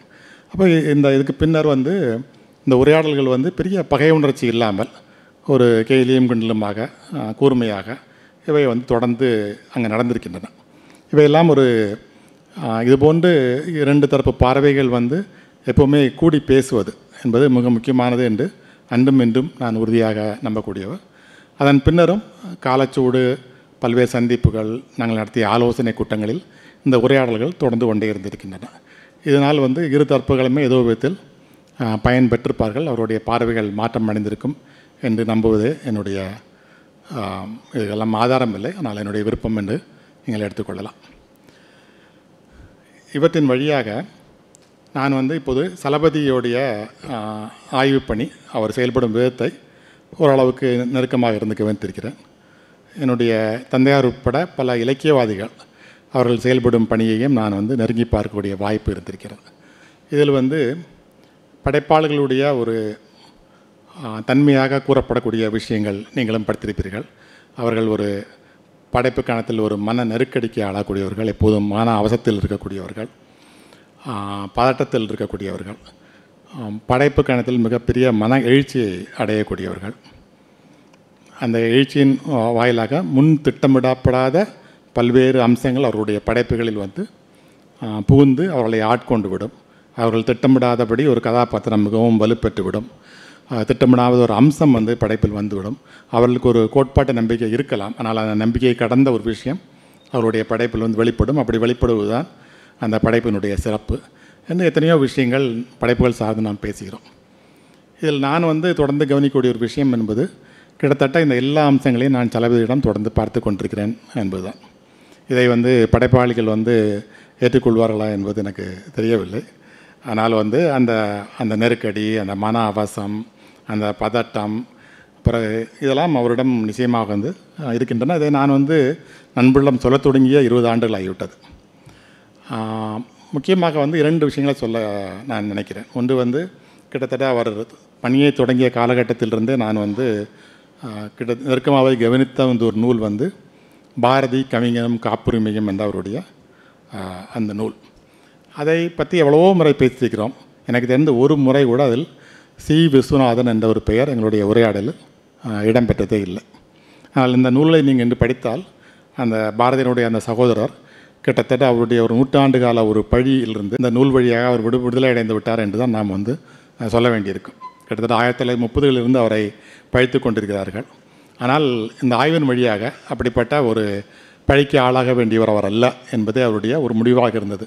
இது நூலை எழுத திட்டமிடும்போது இருந்த ஒரு திட்டம் நிச்சயமாக இல்லை என்பதை என்னால் சொல்ல முடியும். இது நூல் உருவாகி வந்த அம்சத்தில் அது சேர்ந்து விட்டது. இது நாம் எப்படி ஒரு படைப்பில் முன்திட்டமிடப்படாத ஒரு அம்சம் எழுச்சி பெற்று வரும்னு சொல்கிறோமோ அதுக்கு ஒப்பான ஒரு விஷயம்தான் என்று நான் நம்புகிறேன். அதே போல் இந்த நூற்றாண்டை ஒட்டி வ.உ.சி. ஆய்வை அவர் மீண்டும் எடுத்து பல புத்தகங்களை உருவாக்கிய போது மீனாட்சி அம்மாள் தனியாக அவருடைய கவனத்தில் இருந்தார் என்று எனக்கு நம்புவதற்கான காரணங்கள் எதுவுமே இல்லை. ஆனால் அந்த ஆவணங்களை எடுத்து அந்த கடிதங்களை தொகுத்து பார்த்தபோது அந்த நூலின் வழியாகவும் சரி, சலபதி மனதிலேயும் சரி, மீனாட்சி அம்மாள் மிகப்பெரிய ஒரு ஆளுமையாக எழுச்சி அடைந்து விட்டார். பிறகு அந்த அவர் நூல் வழியாக எழுச்சி அடைந்த ஆளுமையை பற்றி பேசும்போது அவருக்கே பல நேரங்களில் கண்களில் கண்ணீர் பெறக்கூடிய அளவுக்கு அவரை அந்த ஆளுமையை ஆட்கொண்டு விட்டது என்று தான் சொல்ல வேண்டும். ஆகவே நான் என்ன நினைக்கிறேன்னு சொன்னால், இந்த வரலாறு அல்லது ஆய்வு அல்லது படைப்பு இவற்றுடைய நீங்கள் ஒரு வழக்கறிஞரை போல ஒரு கோட்பாட்டை கையில் எடுத்துக்கொண்டு ஒரு படைப்பையும் எழுத முடியும். அதுக்கு நம்மிடம் பல உதாரணங்கள் இருக்கின்றன. ஆகவே இது போன்ற ஒரு மேலோட்டமான பிரிவினைகளை மனது அளவில் வைத்து கொண்டிருப்பதை விட்டுவிட்டு அந்தந்த புத்தகங்கள் அடிப்படையில் நாம் முடிவு செய்யலாம். இந்த வரலாற்று நூலை படிக்கும்போது இந்த வரலாற்று நூல் ஒரு படைப்பெழுச்சியோடு, ஒரு படைப்பினுடைய சுவாரஸ்யத்தோடு, படைப்பூக்கம் கொண்ட மொழியோடு எழுதப்பட்டிருக்கிறதா இல்லையா, இந்த ஆய்வு நூல் எழுதப்பட்டிருக்கிறதா இல்லையா என்று நாம் படித்து முடிவு செய்யலாம். இது ஆய்வு நூலாக இருப்பதாலேயே அப்படி இருக்காது என்று முடிவெடுக்க வேண்டிய அவசியம் இல்லை. அதற்கு சலபதியினுடைய நூல்களை மிகச்சிறந்த ஒரு உதாரணம் என்று நான் நினைக்கிறேன். நன்றி, வணக்கம். நன்றி. தொடர்ந்து எழுத்தாளர் சுகுமாரன் அவர்களை வாழ்த்துரை வழங்கிட அன்புடன் அழைக்கின்றோம். அவருக்கு சிறப்பு செய்திட காலச்சுவடு கண்ணன் அவர்களை அன்புடன் அழைக்கிறோம்.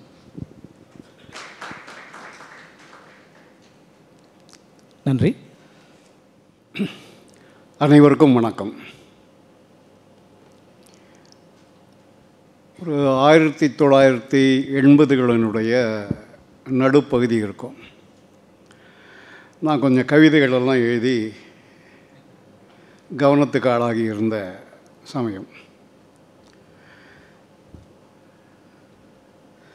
அப்படி கிடைச்ச ஒரு நல்ல பேரை தக்க வச்சுக்கணுங்கிறதுக்காக தீவிரமாக வாசிக்கிற பணியிலும் ஈடுபட்டிருந்தேன்.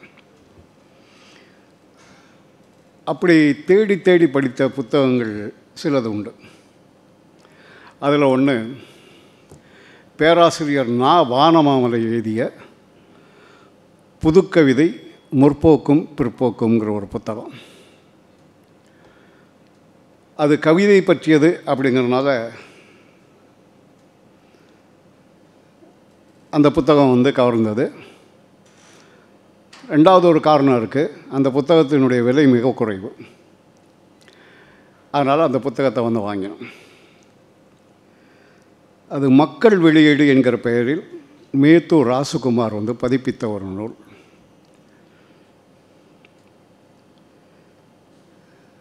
அவர் பதிப்பித்த எல்லா நூல்களும் ஒரு சகாய விலையில் தான் இருந்தது. அதனால் நமக்கு இன்னும் சில புத்தகங்கள் வாங்க முடியும் அப்படிங்கிற உற்சாகம் வந்தது. ஒரு புத்தகம் அதனுடைய தலைப்பு காரணமாக வாங்க தூண்டியது. ஆஷ் கொலையும் இந்திய புரட்சியும் அப்படின்னு ஒரு நூல். அது கூடவே அந்த நூலாசிரியர் பெயரை ஒட்டி இன்னொரு பெயரும் இருந்தது. நமக்கு வரலாற்றிலெல்லாம் அவ்வளோ பெரிய ஈடுபாடெல்லாம் கிடையாது. அது சுவாரஸ்யமான விஷயம்னு நம்புகிற அளவுக்கு ஞானம் நமக்கு இல்லை. ஆனாலும் அந்த புத்தகம் ரொம்பவுமே ஈர்த்தது. சில நாட்கள் கழித்து வழக்கமாக எங்கள் ஊரில் NCH புத்தக கண்காட்சிகள் நடத்துவாங்க. அந்த புத்தக கண்காட்சியில் மறுபடியும் ஒரு புத்தகத்தை பார்த்தேன்.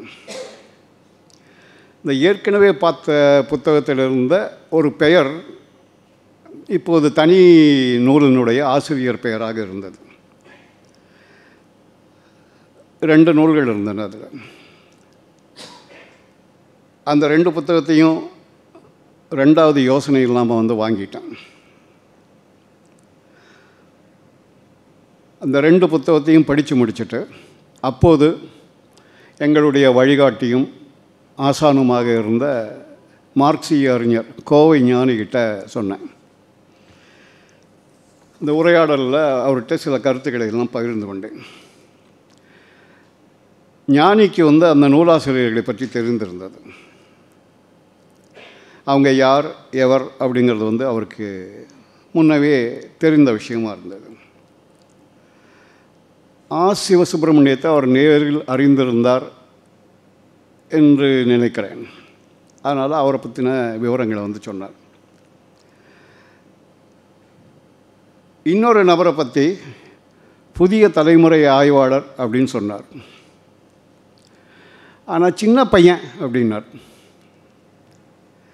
அந்த சின்ன பையன் அன்னைக்கு எழுதின நூலினுடைய முதிர்ந்த வடிவம் 2024ஆம் ஆண்டின் தமிழில் சிறந்த நூலுக்கான சாகித்ய அகாதமி விருதை பெற்றிருக்கிறது. அந்த சின்ன பையன் இன்று மூதறிஞராக நம் முன்னே அமர்ந்திருக்கிறார். அவருக்கு முதலில் என்னுடைய வாழ்த்துக்கள்.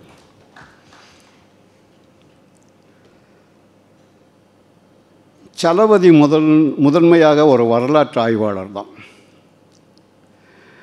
நான் இந்த ஆய்வு ஆராய்ச்சி அப்படின்னு சொன்னால்னா காத தூரம் ஓடக்கூடிய ஆள். இப்போ கண்ணன் பேசும்போது சொன்ன மாதிரி ஒரு படைப்பாளிக்கு இருக்கக்கூடிய ஒரு உதாசீன மனப்போக்கு அல்லது அவர்ஷன் அது.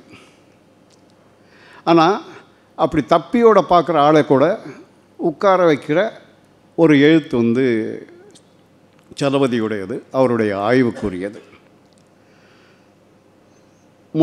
அந்த ஆய்வினுடைய முதல் அடையாளம் அது சுவாரஸ்யமாக இருக்குங்கிறது தான். கொஞ்சம் கூட ஆய்வுலக பழக்கம் இல்லாதவர்களுக்கும் அது பற்றின அக்கறையே கொள்ளாதவர்களுக்கும் கூட அவர்களை பிடித்து மனமிருத்தி உட்கார வைக்கக்கூடியவை. அந்த வகையில் பொது வாசிப்புக்கு மிக நெருக்கமான ஆய்வாளர் வந்து அவர்தான். அந்த வகையில் வரலாற்றை பொது வாசிப்புக்குரிய ஒன்றாக மாற்றிய முன்னோடி என்று தான் நான் அவரை கருதுகிறேன். அவருக்கு பின்னால் வந்த பலரும் அவரை அடியொற்றித்தான் அந்த பணியை செய்கிறார்கள். பலரும் வந்து சுவாரஸ்யமாக வந்து எழுத ஆரம்பிச்சிருக்காங்க. சொன்ன மாதிரியே வந்து வரலாற்று ஆய்வு மேலே வந்து பொது வாசகர்களுக்கு வந்து ஒரு உதாசீனம் இருக்குது. அந்த உதாசீனத்தை வந்து சலபதியில் தொடங்கி பல ஆய்வாளர்கள், இந்த தலைமுறை ஆய்வாளர்கள் வந்து மாற்றியிருக்காங்க. இப்போ ஆங்கிலத்தில் பெரிதும் வந்து அந்த மாதிரியான ஆய்வுகள் வந்து நாம் பார்க்க முடிஞ்சிருக்கு. வில்லியம் டால்ரிம்பிள், ராமச்சந்திர குஹா, மனு எஸ் பிள்ளை, இது வரலாற்று ஆய்வா அல்லது புனைவா அப்படிங்கிற சந்தேகத்தை ஏற்படுத்தக்கூடிய அளவுக்கு நமக்கு சுவாரஸ்யமான ஒரு பணுவலாக வந்து அது மாறுது. தமிழில் அந்த பணியை தொடங்கி வைத்தவர், தொடர்ந்து கொண்டு இருப்பவர் சலபதி தான் அப்படிங்கிறது என்னுடைய கருத்து. அவரை வந்து பரவலான கவனத்துக்கு கொண்டு வந்த நூல் அந்த காலத்தில் காப்பி இல்லை அப்படிங்கிறது தான் நினைக்கிறேன். அந்த அளவுக்கு ஸ்ட்ராங்கான வரலாற்று ஆய்வு வந்து வேறு எழுதப்படலைன்னு நினைக்கிறேன். ஆஷ் அடிச்சுவட்டில் அது ஆய்வுன்னு சொல்கிறது வந்து கொஞ்சம் தயக்கத்தோடு தான் சொல்ல வேண்டியிருக்கு. அது ஃபெரிமேசனோ யாரோ வந்து எழுத வேண்டிய ஒரு மர்ம கதையை தான் வந்து சலபதி எழுதிட்டார் அப்படின்னு வந்து நான் பலமுறை நம்பினதுண்டு.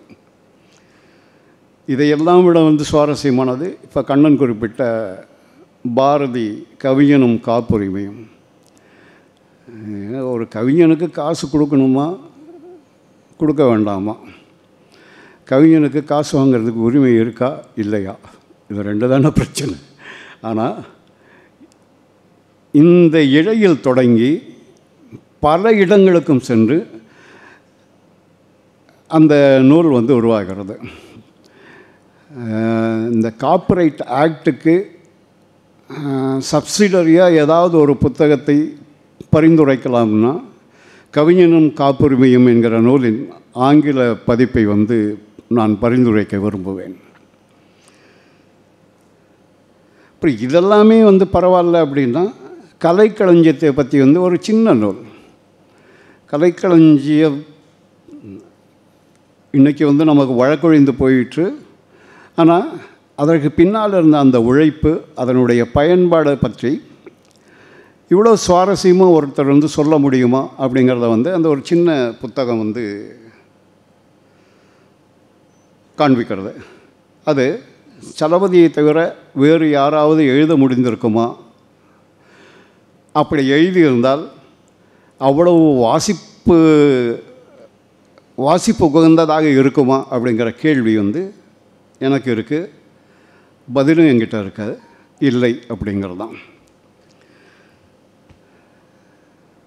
இப்போ ஆரம்பத்தில் அவர் எழுத வந்த சில கட்டுரைகள்லாம் எனக்கு சில இடர்பாடுகள் இருந்திருக்கு. அப்புறம் அது பின்னால் வந்து சுவாரஸ்யமாக எனக்கும் மாறி இருக்கு. தனித்தமிழை பெய்திடணும் அப்படிங்கிற பிடிவாதத்தில் வந்து அந்த கட்டுரைகளை வந்து எழுதியிருப்பார். ஆனால் அதில் சில நன்மைகள் வந்து இருந்திருக்கு. சில கலைச்சொற்கள், புதிய சொற்கள் வந்து கிடச்சிருக்கு. குதியுந்து அப்படின்னா உங்களுக்கு தெரியுமா? சலபதி ஒரு கட்டுரையில் பயன்படுத்துகிறார். இந்த ஆள் எதை சொல்கிறாருன்னு தெரியலை. 4 வரை போனதுக்கப்புறம் தான் தெரிஞ்சுது ஸ்கூட்டருக்கு வந்து அப்படி ஒரு வார்த்தையை உருவாக்கி இருக்கிறார் அப்படி.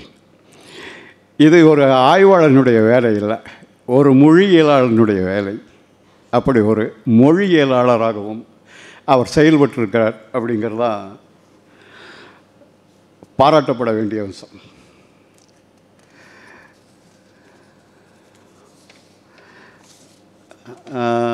ஆசிரியர், ஆய்வாளர் அப்படிங்கிற தொழில் நிமித்தமான பணிகளோட வேறு பல முக்கிய பணிகளையும் சலபதி தொடர்ந்து செஞ்சு வர்றார். அதில் முக்கியமானது வந்து அவருடைய பதிப்பு பணி. புதுமைப்பித்தன் படைப்புகளினுடைய செம்பதிப்புகளுக்காக அவர் கை கொண்ட முயற்சிகள் தான் இன்றைக்கு நவீன பதிப்பியலின் அடிப்படை. அந்த ஓவே சாமிநாதையர் எப்படி ஏட்டிலிருந்து காகிதத்துக்கு ஒரு நூலை பதிப்பிப்பதற்கான முறையியலை உருவாக்கினாரோ அது மாதிரியான ஒரு முறையியலை வந்து சலபதி தான் உருவாக்கி இருக்கிறார்.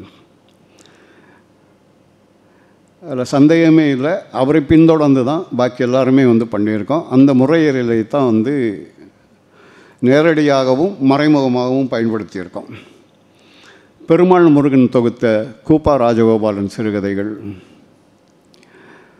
பழ அதிகமான் தொகுத்த கு அழகிரிசாமி சிறுகதைகள், நான் தொகுக்க நேர்ந்த தி ஜானகிராமன் கதைகள், இது எல்லாமே வந்து இதற்கெல்லாமே அடிப்படை வந்து சலபதி உருவாக்கிய அந்த முறையியல் தான். அந்த வகையிலையும் அவர் நம்முடைய காலத்தின் முன்னோடி. பாரதியும் புதுமைப்பித்தனும் நவீன தமிழினுடைய முன்னோடிகள். ஆனால் அந்த வகையில் அவங்கள வந்து தொடர்ந்து நினைவு கூர்ந்து கொண்டு இருக்கிறோம். அதிலெல்லாம் எந்த குறையும் வைக்கல. நினைவு கூறப்படுகிறார்கள், படுவார்கள். ஆனால் அந்த 2 ஆளுமைகளுடைய சித்திரத்தை வந்து துலக்கமாக்கினது வந்து சலபதியினுடைய பங்களிப்பு தான். அவர்களுடைய பணியின் நிகரின்மையை எடுத்து காட்டினவர் வந்து சலபதி தான். பாரதியின் படைப்புகள் சார்ந்து ஏறத்தாழ 6 நூல்கள், புதுமைப்பித்தன் எழுத்துக்களை அடியொற்றி அதே அளவுக்கு 6 நூல்கள். இதெல்லாம் சேர்ந்து தான் அந்த ஆளுமைகளை நமது காலத்தில் மறு ஜென்மம் எடுக்க செய்திருக்கிறது. அந்த வகையில் சலபதிக்கு நாம் கடமைப்பட்டவர்கள். இதனுடைய மிகச் சமீபத்திய உதாரணம் வந்து புதுமைப்பித்தன் களஞ்சியம்.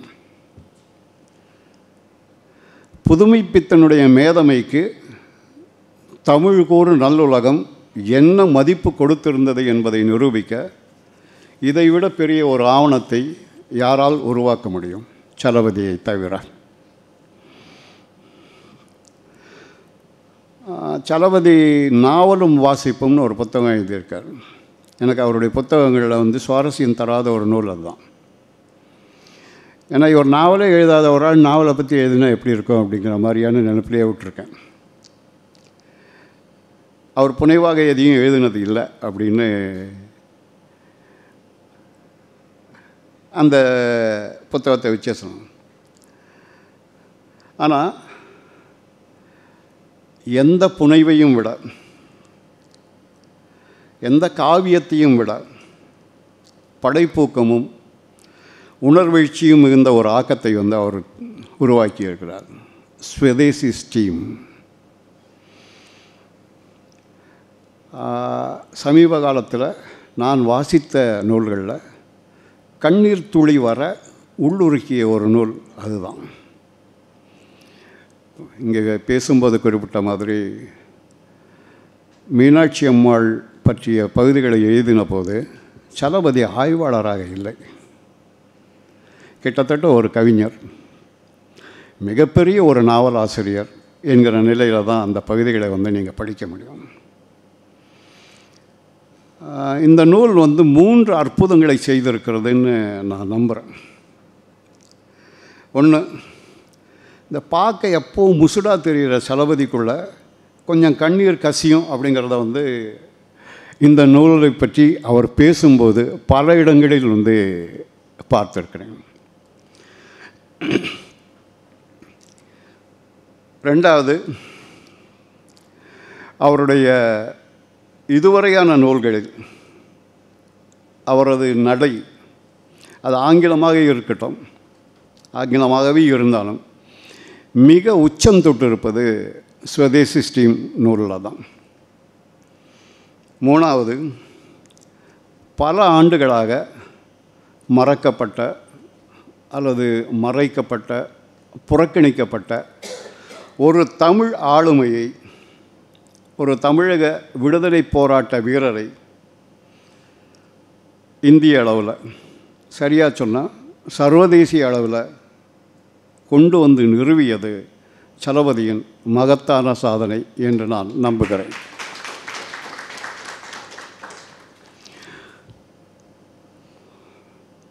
ஆய்வாளர், பதிப்பாளர், இதையெல்லாம் தாண்டி வந்து அவருக்கு இன்னொரு பாத்திரம் உண்டு, சமூக விமர்சகர். அதில் எனக்கு குறை வந்து இது தொடர்பான கட்டுரைகள் எல்லாத்தையும் வந்து அவர் ஆங்கிலத்தில் மட்டுமே எழுதியிருக்கிறார் என்பது தான். அதை தொடர்ந்து தமிழில் அவர் எழுதணும் அப்படிங்கிறது என்னுடைய விருப்பம், வேண்டுகோள். இந்த ஆண்டுக்கான சாகித்ய அகாதமி விருது சலபதி நூலுக்கு வழங்கப்பட்டிருக்கிறது. இது பாராட்டை தவிர வேறு எதையும் சொல்ல முடியாத தேர்வு அப்படிங்கிறது வந்து வெளிப்படையாக தெரிந்தது. ஏன்னா அதை பற்றி யாரும் வந்து முணுமுணுக்க கூட இல்லை. முணுமுணுப்பதற்கான தேவையை வந்து அந்த நூல் தேர்வு ஏற்படுத்தவில்லை. அதற்காக சலபதிக்கு பாராட்டுகளும் வாழ்த்துகளும். இப்போ இந்த சந்தர்ப்பத்தில் சலபதிக்கிட்டேயும் சாகித்ய அகாடமிக்கிட்டேயும் 2 வேண்டுகோளை வைக்கலான்னு வந்து தோணுது. இந்த சுதேசி ஸ்ட்ரீம் நூலை வந்து தமிழில் வந்து மொழிபெயர்க்கிற பணியை வந்து அவர் தொடங்க வேண்டும் அப்படிங்கிறத கேட்டுக்கிறேன். ஏன்னா இன்னொரு மொழிபெயர்ப்பாளர் அதன் உயிரோட்டத்தை தமிழில் கொண்டு வருவது சாத்தியமே இல்லை.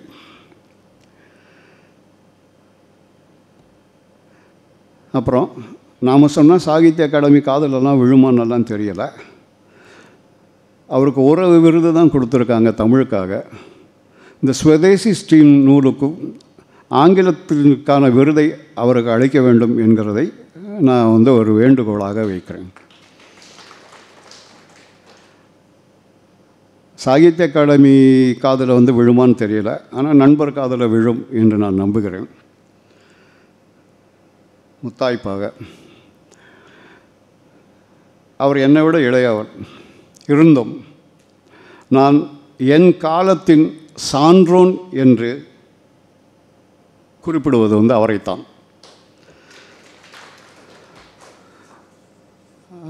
அவரை பாராட்டவும் வாழ்த்தவும் கிடைத்த இந்த நல்ல வாய்ப்புக்கு மிக்க நன்றி. வணக்கம். நன்றி ஐயா. தொடர்ந்து சென்னை அகில இந்திய குடிமைப்பணி பயிற்சி மையத்தின் முதல்வர் முனைவர் தே. சங்கரசரணன் ஐயா அவர்களை அன்புடன் வாழ்த்துரை வழங்கிட அன்புடன் அழைக்கிறோம். ஐயா அவர்களுக்கு நினைவு பரிசினை வழங்கிட காலச்சுவடு கண்ணன் ஐயா அவர்களை அன்புடன் அழைக்கிறோம். அனைவருக்கும் இனிய மாலை வணக்கம். 2-3 வாரங்களுக்கு முன்னால் எனக்கு அண்ணா நூற்றாண்டு நூலகத்திலிருந்து ஒரு அழைப்பு வந்தது. மாதிரி பேராசிரியர் சலபதிக்கு வந்து ஒரு பாராட்டு விழா வைத்திருக்கிறோம், நீங்கள் வந்து பேச வேண்டும் என்று. நான் சலபதி சார் பெரிய அறிவுஜீவி, அதுக்கு பாராட்டுவதற்கு நிறைய அறிவுஜீவிகள் இருக்கிறார்கள், அவர்களை எல்லாம் நீங்கள் அழைக்க வேண்டும். நான் வந்து என்ன பாராட்டப் போகிறேன், நான் வந்து ஒரு அரசு பணியில் இருக்கக்கூடிய ஒரு இடைநிலை அதிகாரி. நான் பாடநூல் உருவாக்கத்தின் போது அவரோடு பணியாற்றி இருக்கிறேன். அதை தவிர நான் என்ன பேசுவது என்று கேட்ட பொழுது அண்ணா நூற்றாண்டு நூலகத்தினுடைய தலைமை நூலகர் சொன்னார், அந்த பணியை நாங்கள் காலச்சூடிடம் ஒப்படைத்து விட்டோம். அவர் கண்ணன் சார் வந்து ஒரு 3 அறிவுஜீவிகளை அழைத்து வருகிறார். நீங்கள் வழக்கம் போல் வந்து ஏதாவது காமெடியாக சில விஷயங்களை பேசி செல்லலாம், உங்கள் அனுபவங்களை சொல்லிச் செல்லலாம் என்று. எனவே நானும் தைரியமாக ஒப்புக்கொண்டேன். சரி, பேசிக்கொள்ளலாம் என்று நினைத்த பொழுது அவர் அடுத்த ஒரு கண்டிஷன் போட்டார். நீங்கள் பேசுகின்ற பொழுது எல்லோரும் அதை ரசித்து கேட்க வேண்டும், சிரிக்க வேண்டும், கைதட்ட வேண்டும், இல்லாவிட்டால் என்ன செய்வீர்கள் என்று கேட்டேன். இந்த வஉசி 1908 அந்த ஒரு கழகம் நடந்த பொழுது அதை வந்து கட்டுக்குள் கொண்டு வருவதற்காக விஞ்சித்துறை வந்து 6 மாதம் தண்டக்காவல் போட்டு திமிர் விதி வரித்த மாதிரி உங்களை 6 மாதத்திற்கு அண்ணா நூற்றாண்டு நூலகத்திற்கு அழைக்க மாட்டோம் என்று சொன்னார். இது எனக்கு மிகப்பெரிய ஒரு தடையாக போய்விட்டது. எனவே நான் பேசுகின்ற பொழுது மேடம் சொன்னாங்க, சித்ரா மேடம், சலபதி வந்து ஒரு மிக கனமான பூட்ஸும் கையில் கனமான நோட்ஸும் வைத்திருக்கிற பேராசிரியர் என்று, அதற்காக யாரும் பயந்து சிரிக்காமலெல்லாம் இருந்துவிடக்கூடாது. தயவு செய்து எப்போதாவது உங்களுக்கு சிரிக்க தோன்றுகிறதோ அப்பொழுது சிரிக்கவும் கைதட்டவும் உங்களுக்கு அனுமதி உண்டு என்று சலபதி சாரோட அனுமதியோடு தெரிவித்துக் கொள்கிறேன். சலபதி சாரை பார்க்கும்பொழுது நான் வந்து மெயினாக பாடத்திட்ட உருவாக்கத்தில் தான் நாங்கள் அவரோட பணியாற்றியிருக்கோம். உதயச்சந்திரன் சார் கல்வித்துறை செயலராக இருந்த பொழுது நான் வந்து அடிப்படையில் கால்நடைத்துறையில் பணியாற்றி கொண்டிருந்தேன். அப்பொழுது கல்வித்துறைக்கு எனக்கு பணியாற்றக்கூடிய வாய்ப்பு வழங்கப்பட்டது. அப்பொழுது வரலாற்று பாடப்புத்தகத்தை 2017 வடிவமைக்கின்ற பொழுது சலபதி சாரை பற்றி எனக்கு கல்லூரி நாட்களிலே நான் அறிவேன். எனது கல்லூரியில் எனக்கு சீனியராக இருந்த டாக்டர் செங்கதிர் என்ற என்னுடைய சீனியர் மாணவர் அவர். நான் கால்நடை மருத்துவக் கல்லூரியில் நாமக்கல் படித்து கொண்டிருந்த பொழுது அவர் வந்து இப்பொழுது ராஜஸ்தான் மாநிலத்தில் ஐஜியாக இருக்கிறார். அவர் காலச்சூடினுடைய நிரந்தர வாசகர். அவர் தான் எனக்கு சலபதி சாருடைய புத்தகங்களை எல்லாம் அறிமுகப்படுத்தி வைத்திருந்தார். எனவே சலபதி சாருடைய ஆய்வு, அவருடைய புத்தகங்கள், அந்த காலத்தில் காப்பி இல்லை, அந்த புத்தகங்கள் எல்லாம் நான் வாசித்திருக்கிறேன். அவருடைய புத்தகங்கள் எனக்கு மிகவும் பிடித்தமானவை. அவருடைய நண்பரும் பாரதிய ஆய்வாளருமான அணிகண்டன் சொல்வது போல் அவர் வந்து ஆய்வு இலக்கியம் எழுதக்கூடியவர். ஆய்வு கட்டுரைகள் எழுதுவதற்கு நம்மிடையே நிறைய பேர் இருக்கிறார்கள். ஆனால் ஆய்வு இலக்கியம் எழுதக்கூடியவர் சலபதி அவர்கள். அவர் வந்து ஏன்னா ஒரு இலக்கிய தரத்தோடு வாசிக்கக்கூடிய மேடம் சித்ரா மேடம் பேசும்போது சொன்னாங்க, அவருக்கு சாகித்ய அகாடமி மட்டும் இல்லாமல் இன்னும் உயர்ந்த விருதுகள் எல்லாம் வர வேண்டும் என்று. உல்சன் பிரைஸ் என்று ஒரு உயர்ந்த விருது யூகேவில் இருக்கிறது. அந்த எதற்கு யாருக்கு வழங்கப்படுகிறது என்றால், வரலாற்று நூல்களை பொது வாசகர்களும் படிக்கிற மாதிரி உயர்ந்த தரவுகளோடு அதே சமயத்தில் நல்ல வாசிப்பு தரத்தோடு, யார் வேண்டுமானாலும் ரீடபிலிட்டி என்று சொல்வார்கள், யார் வேண்டுமானாலும் ரசித்து படிக்கக்கூடிய அளவுக்கு எழுதக்கூடிய வரலாற்று ஆசிரியர்களுக்கு அந்த பரிசு வழங்கப்பட்டு கொண்டிருக்கிறது. 1972 இந்த பரிசை வழங்கி கொண்டிருக்கிறார்கள். அந்த பரிசை பெறும் தமிழ்நாட்டு முதல் வரலாற்று ஆசிரியராக அவர் இருக்க வேண்டும் என்று நான் வாழ்த்துகிறேன். இது வெறும் வாழ்த்தல்ல, உண்மையில் அவர் அந்த விருதை பெறுவார். அதற்கான கூட்டமும் இங்கே நடைபெறும் என்பதை எனது உறுதியான நம்பிக்கையும் நான் தெரிவித்துக் கொள்கிறேன். ஏன்னா அவருடைய இதில் வந்து எப்போதுமே ஒரு மெல்லிய எல்லல் கிண்டல் எல்லாமே இருக்கும். அது மட்டும் இல்லாமல் சுகுமாரன் சார் பேசும்போது சொன்னாங்க, அவருடைய மொழி நடை அதில் எப்படிலாம் பயன்படுத்துகிறார் அப்படின்னு சொல்லிட்டு. அது வந்து சார் வந்து அந்த புத்தகத்தை எப்படி பயன்படுத்தி குதியுந்து அப்படின்னு சொன்னாங்க. ஸ்கூட்டருக்கு பயன்படுத்தியிருக்காரு, மொபைட்டுக்கு படிச்சிருக்கான்ட்டு நான் சலபதி சார்ட்ட இன்டர்வியூலாம் எடுத்திருக்கேன். அப்போ அவர் வந்து மொழி ஞாயிறு தேவநாய பாவனரை பற்றிலாம் சொல்வார். நான் ஒரு கல்வியாளர் என்ற முறையில் நான் பார்ப்பது என்னவென்றால், அவர் மேலும் மேலும் படிப்பதற்கான தூண்டில்களை அதில் போட்டுக்கொண்டே இருக்கிறார் அவருடைய எழுத்துக்களில். இப்பொழுது நம்ம வந்து அங்கீகாரம் என்ற வார்த்தை வடமொழி சொல் நமக்கு தெரியும். அதற்கான தமிழ் சொல் என்னவென்று கேட்டால் யாருக்கும் தெரியாது. அதற்கு தமிழ் சொல் உருவாக்கப்பட்டிருக்கிறது. அதை வந்து அவர் பயன்படுத்துவார். அறிந்தேற்பு அப்படிங்கிறது அதற்கான தமிழ் சொல். பாவாணர் உருவாக்கிய செந்தமிழ் சொற்பிறப்பியல் அகராதியில் இருக்கிறது, இணையத்தில் இருக்கிறது. ஆனால் யாரும் அதை தேடி பார்ப்பதும் இல்லை, படிப்பதும் இல்லை, படித்தால் பயன்படுத்துவதும் இல்லை. தேடி பார்க்கவே இல்லாதபோது எப்படி பயன்படுத்துவார்கள்? இவர் வந்து திருநெல்வேலியில் இந்து காலேஜ் இருக்குது. இந்த நெல்லை கலவரம் பற்றி வரும் பொழுது இந்து காலேஜ் பற்றி வருது. இந்து காலேஜ் மனோன்மணியம் சுந்தரனார் அங்கே பணியாற்றிய பொழுது அதற்கான முதலில் பள்ளியாக இருந்ததற்கு கல்லூரி அந்தஸ்து, 2ஆம் நிலை கல்லூரி அந்தஸ்து பெற்றுத்தருக்கிறார். அதை பற்றி சொல்லுகின்ற பொழுது மனோன்மணியம் சுந்தரனார் காலத்தில் இதற்கு 2ஆம் நிலை கல்லூரியாக அறிந்தேற்பு வழங்கப்பட்டது என்று, அதாவது தனித்தமிழ் சொற்களை பெய்து எழுதுவதற்கு ஒரு உதாரணம். ஒரு நாள் இந்த புத்தகம் எழுதிட்டு இருக்கும்போது உண்மை என்ன கேட்டார், நீங்கள் வந்து டெமி அஃபீஷியல் லெட்டருக்கு என்ன சொல்கிறீங்க, அவங்க கலை சொல்ல அப்படின்னு சொன்னார். நான் வந்து நேர்முக கடிதம் என்று சொல்வோம் என்று சொன்னேன். ஆனால் அவருடைய புத்தகத்தில் படித்துக்கின்ற பொழுது நான் சொன்ன வார்த்தையை அவர் பயன்படுத்தவில்லை. நேர்முக கடிதம் என்பதற்கு பதில் நேர்முக மடல் என்று பயன்படுத்தியிருக்கிறார். அந்த இலக்கிய தரத்தோடு அந்த வார்த்தையை பயன்படுத்தும் போது ஒரு சின்ன வார்த்தையாக இருந்தாலும் அதை எப்படி பயன்படுத்த வேண்டும் என்பதில் நுணுக்கமாகவும் நுட்பமாகவும் பயன்படுத்தக்கூடியவர். அதுபோல் அவருடைய பேரில் சலபதி என்று நாங்கள் வழக்கமாக அவரை சுருக்கமாக சலபதி என்று அழைக்கின்ற பொழுது 10 எழுத்துக்கள் இருக்கின்றன. அதில் ஹச் என்ற எழுத்து 2 முறை வருகிறது. அதை வைத்து பார்க்கின்ற பொழுது அவர் ஹிஸ்டாரியன் அமங் ஹிஸ்டாரியன்ஸ் என்று சொல்லலாம். வரலாற்று ஆசிரியர்களிடையே ஒரு வரலாற்று ஆசிரியராக அவர் இருக்கிறார். தனித்துவமான ஒரு வரலாற்று ஆசிரியராக இருக்கிறார். சி என்று வருகின்ற பொழுது முதல் எழுத்து சி, சலபதி என்பது தான். நான் ஒரு வாரமாக அவருடைய புத்தகத்தை திரும்ப திரும்ப படித்து கொண்டே இருந்தேன். அவருக்கு நிறைய மெசேஜ் போட்டுருந்தீங்க, சார் சூப்பராக இருக்கீங்கன்ட்டு. அவர் ஆச்சரியப்பட்டு 40 வருஷமாக எழுதிட்டு இருக்கேன், என்னடா 4 நாளில் படிச்சுட்டு திரும்ப மெசேஜ் போட்டே இருக்கேன் அப்படின்னு சொல்லிட்டு. ஏன்னா நான் திரும்ப படிக்கின்ற பொழுது எனக்கு வந்து இந்த கல்லூரியில் படித்த காலத்தில் அந்த நினைவலைகள் மீண்டும் மீண்டும் வந்து கொண்டே இருந்தது. அதனால் அந்த மாதிரி நிறைய விஷயங்கள் எழுதிட்டு இருக்காரு. அப்போ நான் அவரோடு பேசுவது உண்டு, நாங்கள் உரையாடுவது உண்டு. சி அப்படின்னா ஒரு கிரிட்டிசிசம், எப்போதுமே ஒரு சின்ன எல்லல் கிண்டல், அதனுடைய எல்லாத்துலேயுமே ஒரு விமர்சனத்தோட போக்கோடு பார்க்கக்கூடியது இருக்கும். ஒரு முறை நான் நம்ம நிதித்துறை செயலாளரை சந்திப்பதற்காக நான் அவரும் சென்றிருந்தோம். அவர் வேறு ஒரு மீட்டிங் போனதுனால நிதித்துறை செயலாளர் அவருடைய அறையில் நாங்கள் காத்து கொண்டிருந்தோம். அப்பொழுது வஉசி புத்தகம் வந்திருந்த தருணம். அப்போ வந்து சார் அடுத்த புக்கு என்ன சார் எழுதிட்டு இருக்கீங்க அப்படின்னு கேட்டேன். உடனே அவர் சொன்னார், ஏங்க அடுத்த புக்கு உடனே எழுதுக்கு நான் என்ன அப்படின்னு சொல்லிட்டு ஒரு எழுத்தாளர் பேரை சொன்னார். அதெல்லாம் அப்புறம் நான் வந்து அதை வந்து ஒரு பதிவாக போட்டேன். அப்படின்னு நான் சலபதியோடு பேசி கொண்டிருந்தேன். சுதேசி ஸ்டீம் புக்கு வந்துருச்சு. அவர் சொன்ன உடனே அவர் ஒரு எழுத்தாளர் பேரை சொன்னார்னு சொல்லிட்டு அந்த எந்த பேர் நான் சொல்லலை, ஆனால் எனக்கு வேறொரு எழுத்தாளர் பேர் வந்து ஞாபகம் வந்துருச்சு, என்னால் சிரிச்சிட்டேன் நான் அப்படின்னு போட்டேன். அதுக்கப்புறம் எல்லாரும் என்னுடைய ஸ்டூடெண்ட்ஸ்லாம் அதுக்கு சார் அவர் சொன்ன எழுத்தாளர் யார் அப்படின்னு சொல்லி அவங்களோட யூகத்தை அனுப்புகிறாங்க. இந்த எழுத்தாளர் அப்படின்னு ஒருத்தர் அனுப்புகிறார், இன்னொருத்தர் வந்து இன்னொரு எழுத்தாளர் பேர் அனுப்புகிறார். அப்படியே அனுப்பிட்டே இருக்கிறாங்க. அப்புறம் வந்து கொஞ்ச நேரம் கழித்து சலபதி வந்து அந்த எழுத்தாளர் பேர் யார் அப்படின்னு நீங்கள் நினச்ச எழுத்தாளர் யார் அப்படின்னு சொன்னார். இல்லை சார் நான் அப்புறம் அவருக்கு மெசேஜ் போட்டேன், இல்லை பதில்கள் வந்துக்கிட்டே இருக்குது, ஈவினிங்கில் உங்களுக்கு விடையை அறிவிக்கிறேன், என்ன தகவல் வந்து முடியல, எல்லோரும் போட்டுகிட்டே இருக்காங்க அப்படின்ட்டு. அப்புறம் சொன்னோடனே இந்த எழுத்தாளருக்கு இத்தனை பேர் சொல்லியிருந்தாங்க, இந்த எழுத்தாளர் இத்தனை பேர் சொல்லியிருந்தாங்க, இந்த எழுத்தாளர் பேரை என்னது யார் வெற்றியாளர் அப்படின்னு அவர்கிட்ட கேட்டேன். நீங்கள் ஒரு பேரை சொன்னீங்க, நான் இன்னொரு பேரை நினச்சேன், டெய்லி எழுதுக்கு நான் என்ன இவரா அப்படின்னு ஒரு எழுத்தாளர் பேரை டக்குன்னு சொல்லிட்டாரு. நான் எனக்கு வேற ஒரு எழுத்தாளர் நினச்சி நான் சிரிச்சிட்டேன்.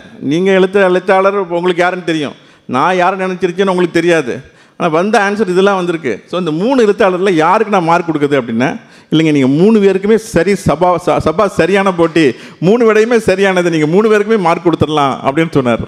ஸோ அது யாரும் நான் சொல்ல போகிறதில்ல.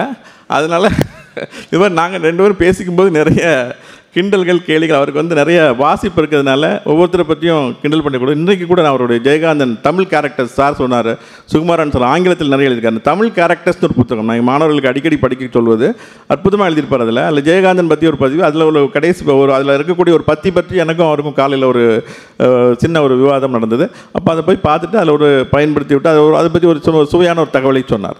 அவர் எப்போது எதை பற்றி சொன்னாலும் அவர் வந்து சுவையான விஷயங்கள் இருக்கும். மேடம் வந்து காஃபியை பற்றி சொன்னாங்க. அந்த காலத்தில் காஃபி இல்லை, ரொம்ப அற்புதமான ஒரு புத்தகம். இன்றைக்கி காலையில் அவரோடு நான் 2 மணி நேரம் செலவழிக்கக்கூடிய அவங்க வசதி தேவி மேடத்துக்கு வந்து ஒரு மரியாதை செலுத்தி விட்டு வரும்பொழுது நானும் அவரும் வந்து வரும்போது ஒரு காஃபி குடிக்கலான்னு போனோம். காஃபி ஆர்டர் பண்ணோம், காஃபி வரல.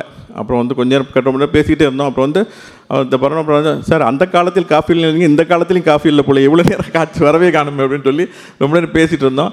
அதுக்கப்புறம் காஃபி வந்து குடிச்சிட்டு அப்போ அந்த இதில் பார்த்தீங்கன்னா காஃபியை பற்றி ஒரு 20 பக்கம் கட்டுரை, அது ரொம்ப அற்புதமான கட்டுரை. தமிழ் பண்பாட்டில் காஃபிங்கிறது எப்படி வந்தது அப்படின்ட்டு. ஒரு காலத்தில் வந்து ஸ்ரீதரமான ஒரு பத்திரிக்கை அதில் எழுதுது, காஃபி என்ற பானத்திற்கு புருஷர்கள் மட்டுமில்லாமல் ஸ்திரீகள் கூட அடிமையாகிவிடக்கூட போல தெரிகிறது அப்படின்ட்டு ஒரு 150 வருஷத்துக்கு முன்னால் எப்படி எழுதினாங்க அப்படிங்கிறது, காஃபி என்ற பானத்துக்கு வந்து அவ்வளோ தூரம் ஒரு எதிர்ப்பு இருந்திருக்கு அப்படிங்கிறத அதெல்லாம் ரொம்ப அற்புதமாக பதிவு பண்ணியிருக்காரு. காஃபிக்கும் பழையதுக்கும் சண்டை நடக்கிறது அப்படிங்கிறத பற்றி சுவாரஸ்யமான தகவல்கள் என்னென்ன இலக்கிய தரவுகள்லாம் இருக்குமோ அதெல்லாம் எடுத்து, பல்வேறு பத்திரிகையிலேருந்து இருக்கக்கூடிய விஷயங்களை எடுத்து அதெல்லாம் தொகுத்து, அதாவது ரொம்ப சின்சியாரிட்டி. அதாவது அவர் பேரில் வந்து சலபதியில் ஒவ்வொரு எழுத்துக்கு நான் சொல்லியிருந்தேன், சீனா காஃபின்னு வச்சுக்கலாம், சீனா வந்து சிகாகோன்னு வச்சுக்கலாம். அவர் சிகாகோ யூனிவர்சிட்டியில் விசிட்டிங் ப்ரொஃபஸராக இருக்கார். அது மாதிரி பீன்னு இருக்குது அவர் பேரில். பீக்கு பார்த்தீங்கன்னா பெர்ஃபெக்ஷன் டு த கோர், அவ்வளோதான். நாங்கள்லாம் அரசு இதில் வந்து பெர்ஃபெக்ஷன் அப்படிங்கிறது எவ்வளோ இருக்குன்னு உங்களுக்கு நிறைய பேருக்கு தெரியும். அந்த சமயத்தில் இவரை வந்து ஹிஸ்டரியை வச்சு எழுத வச்சோம்னா என்ன பாடு. எனக்கு அது வேறு இல்லாமல் உதயச்சந்திரன் சார் இன்னொரு கண்டிஷன் போட்டார், சரவணன் உங்கள் பொறுப்பு கடைசி வரைக்கும் சலபதி பாதியில் விட்டுட்டு போயிடக்கூடாது. அதில் வந்து ஜெயரஞ்சன் சார் வேறு இருந்தார். ஜெயரஞ்சன் சாருக்கு பொறுப்பு வந்து அப்பண்ணாசாமி சார்கிட்ட கொடுத்துட்டார். ஜெயரஞ்சன் சார்கிட்ட கடைசி வரை கோவப்படாமல் எழுதி வாங்க வேண்டியது உங்கள் பொறுப்புட்டு. அதனால் நான் அவர்கிட்ட ஒரு வாட்டி போய் மரியாதை நிமித்தம் சந்திச்சதோடு தப்பிச்சிட்டேன். ஆனால் என்கிட்ட வந்து சலபதி கடைசி வரைக்கும் போகக்கூடாது, உங்கள் பொறுப்புன்ட்டார். இருக்கிறதுலே மிக கடினமான பொறுப்பு எனக்கு. அப்புறம் வந்து நான் பேசிகிட்டே இருக்கும் பொழுது, ஏங்க புள்ளி கம்மாலாம் நான் போட வேண்டியிருக்குங்க, என்னங்க பாட்டுக்கிறாங்க உங்கள் ஆட்கள் அப்படின்னு சொல்லி அப்பப்போ கோவப்படுவார். அவர் இருந்தாலும் அவர் எல்லாத்தையும் சின்ன ஒரு கம்மாப்புள் எல்லாத்தையும் பார்த்து பண்ணிடுவார். நான் சொல்லுவேன், சார் ரொம்ப கோபப்படுறாரு சார். நான் உதயச்சந்திரன் சார்கிட்ட பேசும்போது சொல்லுவேன், சின்ன இதுக்கெல்லாம் டென்ஷன் ஆகிட்டார் சார் அப்படின்னா. இல்லை அவர் அப்படி தான் இருப்பார் அப்படின்னுவார். நான் வந்து பெர்ஃபெக்ஷனிஸ்ட் பற்றி ஒரு புக் படிச்சிருக்கேன். ஒரு கொட்டேஷன் எனக்கு நினைவுண்டு, small things makes perfection, but perfection is not a small thing அப்படின்ட்டு. ஸோ அப்படி ஒரு பெர்ஃபெக்ஷனிஸ்ட் அப்படின்னா சலபதி சார் தான். எதுலேயும் ரொம்ப ஒரு துல்லியமாக இருக்கணும்னு நினைப்பார், மிகச்சரியாக இருப்பார், ரொம்ப கரெக்டாக இருப்பார், நேரத்தை வீணாக்கவே மாட்டார். அவர் ஒரு விகடன் தடம்ல அவருடைய நேர்காணல் வந்துருந்துச்சு, ரொம்ப அருமையாக வந்ததுன்னு சொல்லிட்டு நான் பாராட்டி ஒரு ஒரு ஒரு நிறைய ஒரு நீண்ட மெசேஜ், ஒரு 4-5 மெசேஜ் போட்டேன். அதுக்கு ஒரு நன்றி கூட போடலை. ஏன்னா இவ்வளவோ அதுக்காக நேரத்தை இவ்வளோ இப்போ இன்றைக்கி தான் சொன்னாத சார், ஒரு நன்றி கூட ஏங்க என்னை பற்றி நீங்கள் பாராட்டி போட்டிருக்கீங்க, நீங்கள் சொன்னதெல்லாம் உண்மைன்னு நான் போட்ட முடியுமாங்க, அதை அது நல்லா வாங்க இருக்கும் அப்படின்னு அதுக்கு ஒரு பதில் வச்சுருந்தார். இப்போ வந்து கும்பிடு அந்த எமோஜி கண்டுபிடிச்சவங்களுக்கு ரொம்ப ஒரு கும்பிடு போடணும். ஏன்னா இப்போ வந்து என்னன்னாலும் ஒரு கும்பிடு போட்டுருந்தார். அதனால் நேரத்தை வந்து ரொம்ப சிக்கனமாக பயன்படுத்தி அவர் வந்து படிக்கிறதுக்கு அதுக்கு இருக்கிறனால தான் அவரால் இவ்வளோ நுட்பமாக எழுத முடியுது, எல்லா விஷயத்தையும் அவ்வளோ அற்புதமாக எழுத முடியுது. பியில் வந்து நம்ம சொன்ன ஒரு பெர்ஃபெக்ஷன் சொன்னேன். அதுக்கப்புறம் வந்து அதுக்கு இன்னொரு உதாரணமும் இருக்குது. ஒரு சமயம் அவர் வந்து யூபிஎஸ்சி இன்டர்வியூ போர்டுக்கு போயிருந்தார். இன்டர்வியூ போர்டு மெம்பராக போயிட்டு பார்த்துட்டு வந்துட்டு அந்த எக்ஸ்பீரியன்ஸ் வந்து பெர்ஃபெக்ஷன் பற்றி பேசிகிட்டு இருக்கும்போது உதயச்சந்திரன் சாணம் நானும் பேசிகிட்டு இருக்கும்போது அவர் சொன்னான்.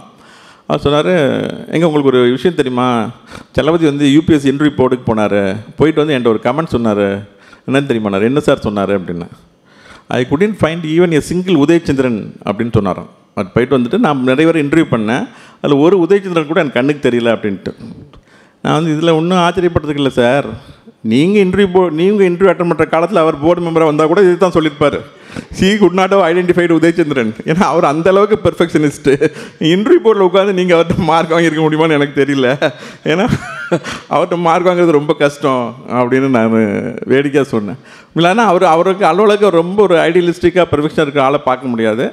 பி வந்து பெர்ஃபெக்ஷன் அப்படின்னு சொன்னேன். இன்னொரு பி இருக்குது நமக்கு, அவர்கிட்ட வந்து ரொம்ப எதிர்பார்த்துட்டு இருக்கக்கூடியது பெரியார் வாழ்க்கை வரலாறு அவர் தான் எழுதியிருக்காரு. அது என்றைக்கு வரும் அப்படின்னு ரொம்ப ஆவலாக எதிர்பார்த்துட்ருக்கோம். அதுக்கப்புறம் அவருடைய 3 மும்மூர்த்திகள் அப்படின்னா பிரம்மா விஷ்ணு சிவன் சொல்கிற மாதிரி சலபதி சார்ட்ட போய் கேட்டு மும்மூர்த்திகள் அப்படின்னு கேட்டால் பாரதி, வஉசி, புதுமைப்பித்தன் சொல்லுவார். ஸோ அவர் 3 பேரை பற்றி தான் அவர் அதிகமாக எழுதியிருக்காரு அப்படின்னு நானும் நினச்சிட்டு இருந்தேன். ஆனால் இல்லை, இன்னும் பார்த்தீங்கன்னா அவருடைய 3 என்ன அப்படின்னு பார்த்தீங்கன்னா தேசிய இயக்கம், திராவிட இயக்கம், பொது உடைமை இயக்கம், இந்த 3க்கும் ஒரு இணைப்பு புள்ளியாக இருக்கிறது சலபதி அப்படிங்கிறது அவருடைய நூல்களை எல்லாம் நீங்கள் வாசித்தா தெரியும். அவர் வந்து ஒரு வஉசியை பற்றி புத்தகம் எழுதியிருக்கார். அதே மாதிரி அவருடைய 1995 இந்தியா டுடேயில் ஒன்று எழுதியிருப்பார், உனக்கும் தமிழ்தான் மூச்சா அப்படின்ட்டு, திராவிட இயக்கத்தினுடைய இலக்கிய பங்களிப்பு பற்றி ஒரு அற்புதமான கட்டுரை.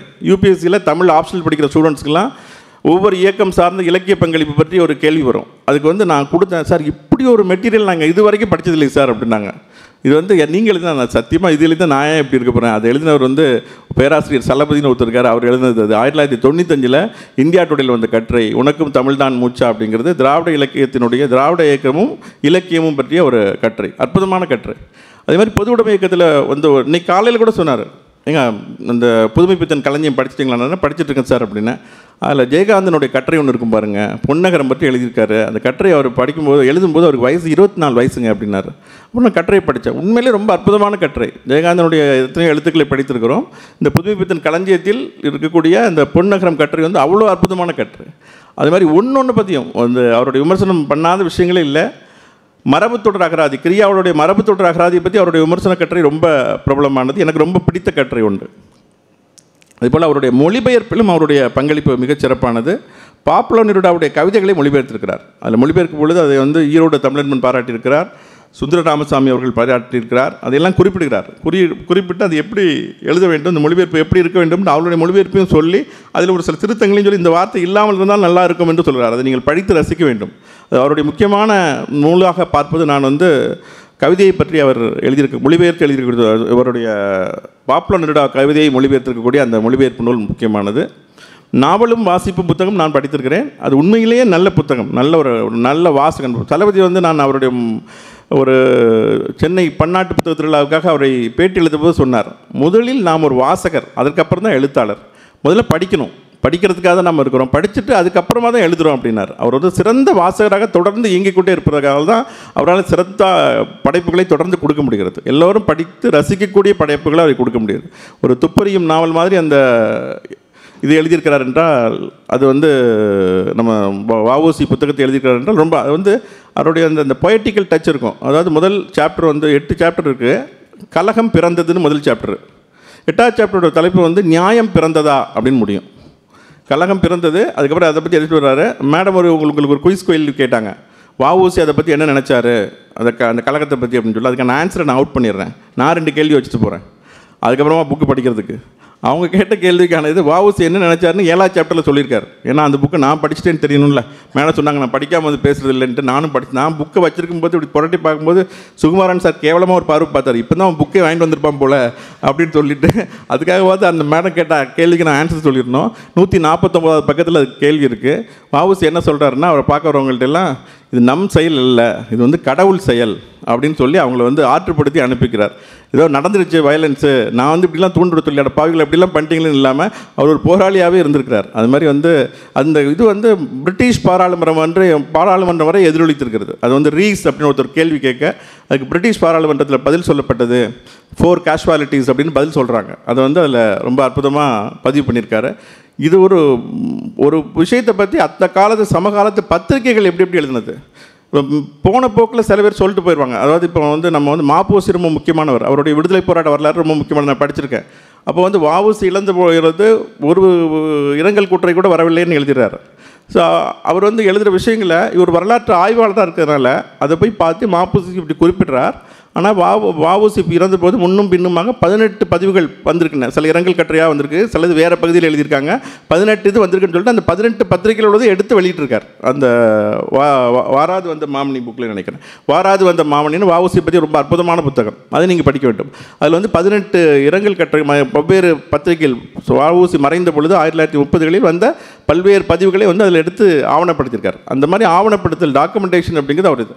இன்னொன்று வந்து கூடுதல் வாசிப்புக்கும் அவர் வந்து வழி செய்வார். அவர் இதை படிச்சுட்டு இருக்கும் பொழுது நீங்கள் பார்க்கும் பொழுது இப்போ வஉசியை பற்றி எழுதும் பொழுது பம்பாய் தமிழ்ச்சங்கம் 1950 ஒரு புத்தகம் வெளியிட்டிருக்குது வஉசிக்கு ஒரு நினைவு மலர். அந்த தமிழ்ச்சங்கம் இப்போதும் இயங்கி கொண்டிருப்பதாக எனது நண்பர் சொன்னார். அந்த அதிலிருந்து சில வையாபுரி பிள்ளையினுடைய கட்டுரை எடுத்து மேற்கோள் காட்டுகிறார். திரிகூட சுந்தரம் எழுதிய கட்டுரையை மேற்கோள் காட்டுகிறார். இதையெல்லாம் பார்த்த பொழுது எனக்கு அந்த மலரை படிக்க வேண்டும் என்று தோன்றியது. உடனே நான் போய் நெட்டில் இருக்கான்ட்டு தமிழ் விர்ச்சுவல் அகாடமியில் கிடச்சிது. அதை டவுன்லோட் பண்ணி நான் படித்தேன். அதில் உள்ள மற்ற கட்டுரைகள் கவிமணி தேசிய உண்ணாமலே அதில் ஒரு கவிதை எழுதியிருக்கிறார். இதெல்லாம் படிக்கக்கூடிய ஒரு வாய்ப்பை நமக்கு வந்து சலபதி வந்து மேலும் மேலும் கற்பதற்கான வாய்ப்புகளை ஏற்படுத்தி தருகிறார். அதை தேடுவதற்கான வாய்ப்புகளை ஏற்படுத்தி கொடுக்கிறார். அதனால் அதுதான் அந்த இப்போ நீங்கள் பார்த்தீங்க அப்படின்னா சொற்குவை.comல போய் பார்ப்பீங்க. அவருடைய அந்த வார்த்தை இருக்குது, இது நெட்டில் இருக்கா அப்படின்னு சொல்லிட்டு போய் நம்ம போய் தேடுவோம். இப்போ குதியுந்துன்னு சார் சொல்லும் பொழுது நான் அடித்து பார்த்தேன். குதியுந்து இருக்கான்னா செந்தமிழ் சொற்பிறப்பு அகர முதலில் இருக்குது. மொபட் அப்படிங்கிற வார்த்தைக்கு குதியுந்துங்கிற வார்த்தை இருக்குது. அப்போ நம்மளை படிப்பதற்கு போய் தேடுவதற்கு நமக்கு வந்து அவர் ஒரு பேராசிரியராக அவருடைய தன் பணியை செய்து கொண்டே இருக்கிறார் அவருடைய புத்தகத்தின் மூலம். இது ரொம்ப ரொம்ப முக்கியமான பணி. அவர் வந்து எப்போதுமே இளைஞர்களுக்கு அவரை அறிமுகப்படுத்த வேண்டும் என்று நான் மிகவும் ஆசைப்படுவேன். நான் பேட்டியை இது பண்ணும்போது நான் நிறைய பேர் இளைஞர்கிட்டேருந்து வரும்னு பார்த்தேன். எல்லாம் பார்த்துட்டு எங்கள் அம்மா பார்த்தாங்க. பேட்டியை பார்த்துட்டு நான் வழக்கமாக நிறைய எழுத்தாளர்களை பேட்டி எடுத்தேன். நல்லா இருக்குது அப்படின்னு சொல்லுவாங்க. எங்கள் அம்மாவை ஃபோட்டோ எடுத்துட்டு நல்லா இருக்குடா அப்படின்னாங்க. என்னம்மா நான் கேள்வி தானே கேட்டேன், நான் ஒன்றே சொல்லடா சலபதியை சொன்னேன், அவர் நல்லா பேசியிருந்தார் அப்படின்னு சொன்னாங்க. ஸோ அந்த மாதிரி எங்கள் அம்மா திருநெல்வேலி அப்படிங்கிறனால அவருக்கு வந்து சலபதி அவர்கள் பேசினது ரொம்ப தெளிவாக எவ்வளோ விளக்கமாக பேசுகிறார் பாரு அப்படின்னு சொன்னாங்க.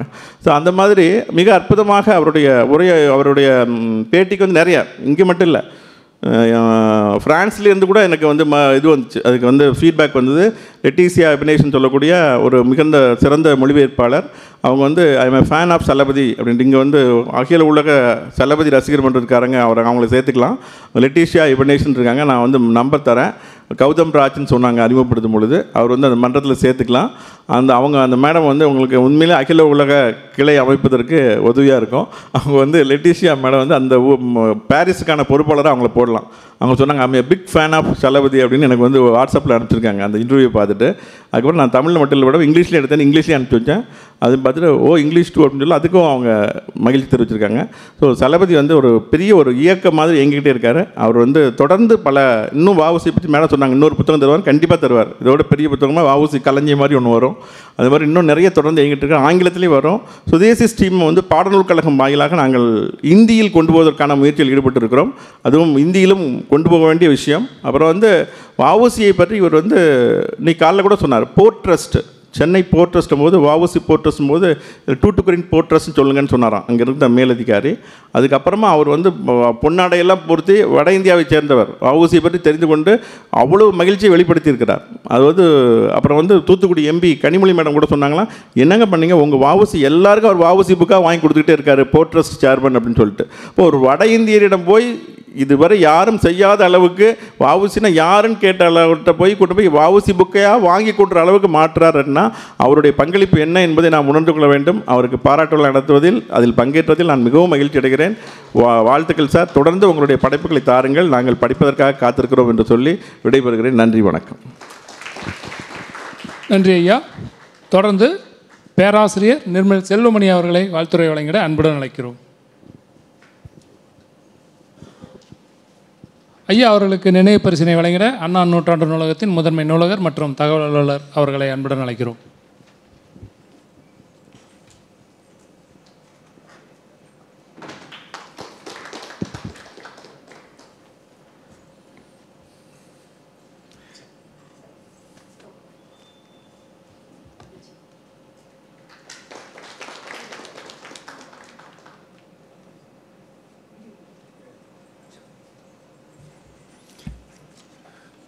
அனைவருக்கும் வணக்கம்.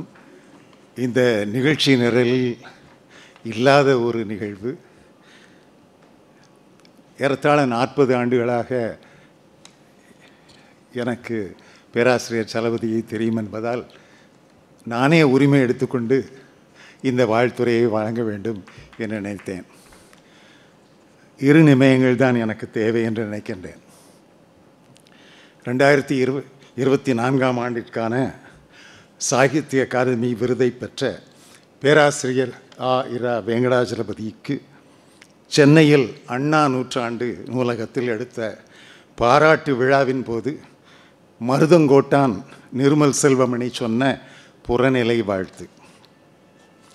அன்று இல்லை காப்பியும் தமிழுக்கு என்று தனித்து விரிந்த நோக்குடை வரலாறு நூலும் நூலாசிரியனும். அன்று இல்லை காப்பியும் தமிழுக்கென்று தனித்து விரிந்த நோக்குடை வரலாறு நூலும் நூலாசிரியனும். இன்று உள்ளாய் வெங்கடாச்சலபதி, இனி ஏது குறை எம் இன் தமிழுக்கு. இன்று உள்ளாய் வெங்கடாச்சலபதி, இனி ஏது குறை எம் இன் தமிழுக்கு. புதின புலவன் புதுமை பித்தன் புத்தாய்வு புக்கு புலம் தொகுத்தாய். பாட்டினால் நாட்டினை நாட்டிய பாரதி காட்டாமுகங்களை காட்டினை ஆய்வாள். அடிமை தலையால் ஒடுங்கிய தமிழகம் கடிதளை அறுத்து கலித்த பாங்கினை வடிவுற வடித்தனை வரலாறாக. சுதேசி நாவாய் சங்கம் நிறுவிய உத்தமன் சிதம்பரன் உயர் வரலாற்றை உரைத்தாய் முயன்று உலகிற்கு ஓர்ந்தே. மலைபோல் செய்தியை தலைப்புள் தொகுத்து கலைக்களஞ்சியமாய் நிலைத்திடு நூலின் வரலாறு வரை வரலாற்று ஏறே. முச்சந்தி நூலை குச்சியாலும் தொடா உச்சி கொம்பரை ஒலுக்கிய உறவோய். பிறமொழி நூலை சிறந்த தமிழில் திறம்பட பெயர்த்த விரலோன் வாழி. நின் விரல் திறமெலாம் விரித்தலும் இயலுமோ. பீடுடை விருதுகள் இன்னும் பெருக. இடிலா இறையருள் நின் புறம் காக்க. மறவா நட்பின் மருதங்கோட்டான் அறம்பொருள் இன்பம் சிறந்திட நின்னை அன்புடன் வாழ்த்தி அகமகிழ்வேனே.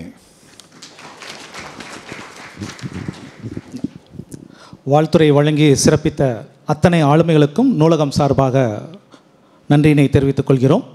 தொடர்ந்து நிகழ்வின் முத்தாய்ப்பாக இந்த விழாவின் நாயகர், தமிழ் பண்பாட்டு வரலாற்று ஆய்வாளர், பேராசிரியர், எழுத்தாளர், பதிப்பாளர், மொழிபெயர்ப்பாளர் என பன்முக அடையாளங்களுடன் இயங்கி வரும் திருமிகு இரா வெங்கடாச்சலபதி அவர்களை ஏற்புரை வழங்கிட அன்புடன் அழைக்கின்றோம்.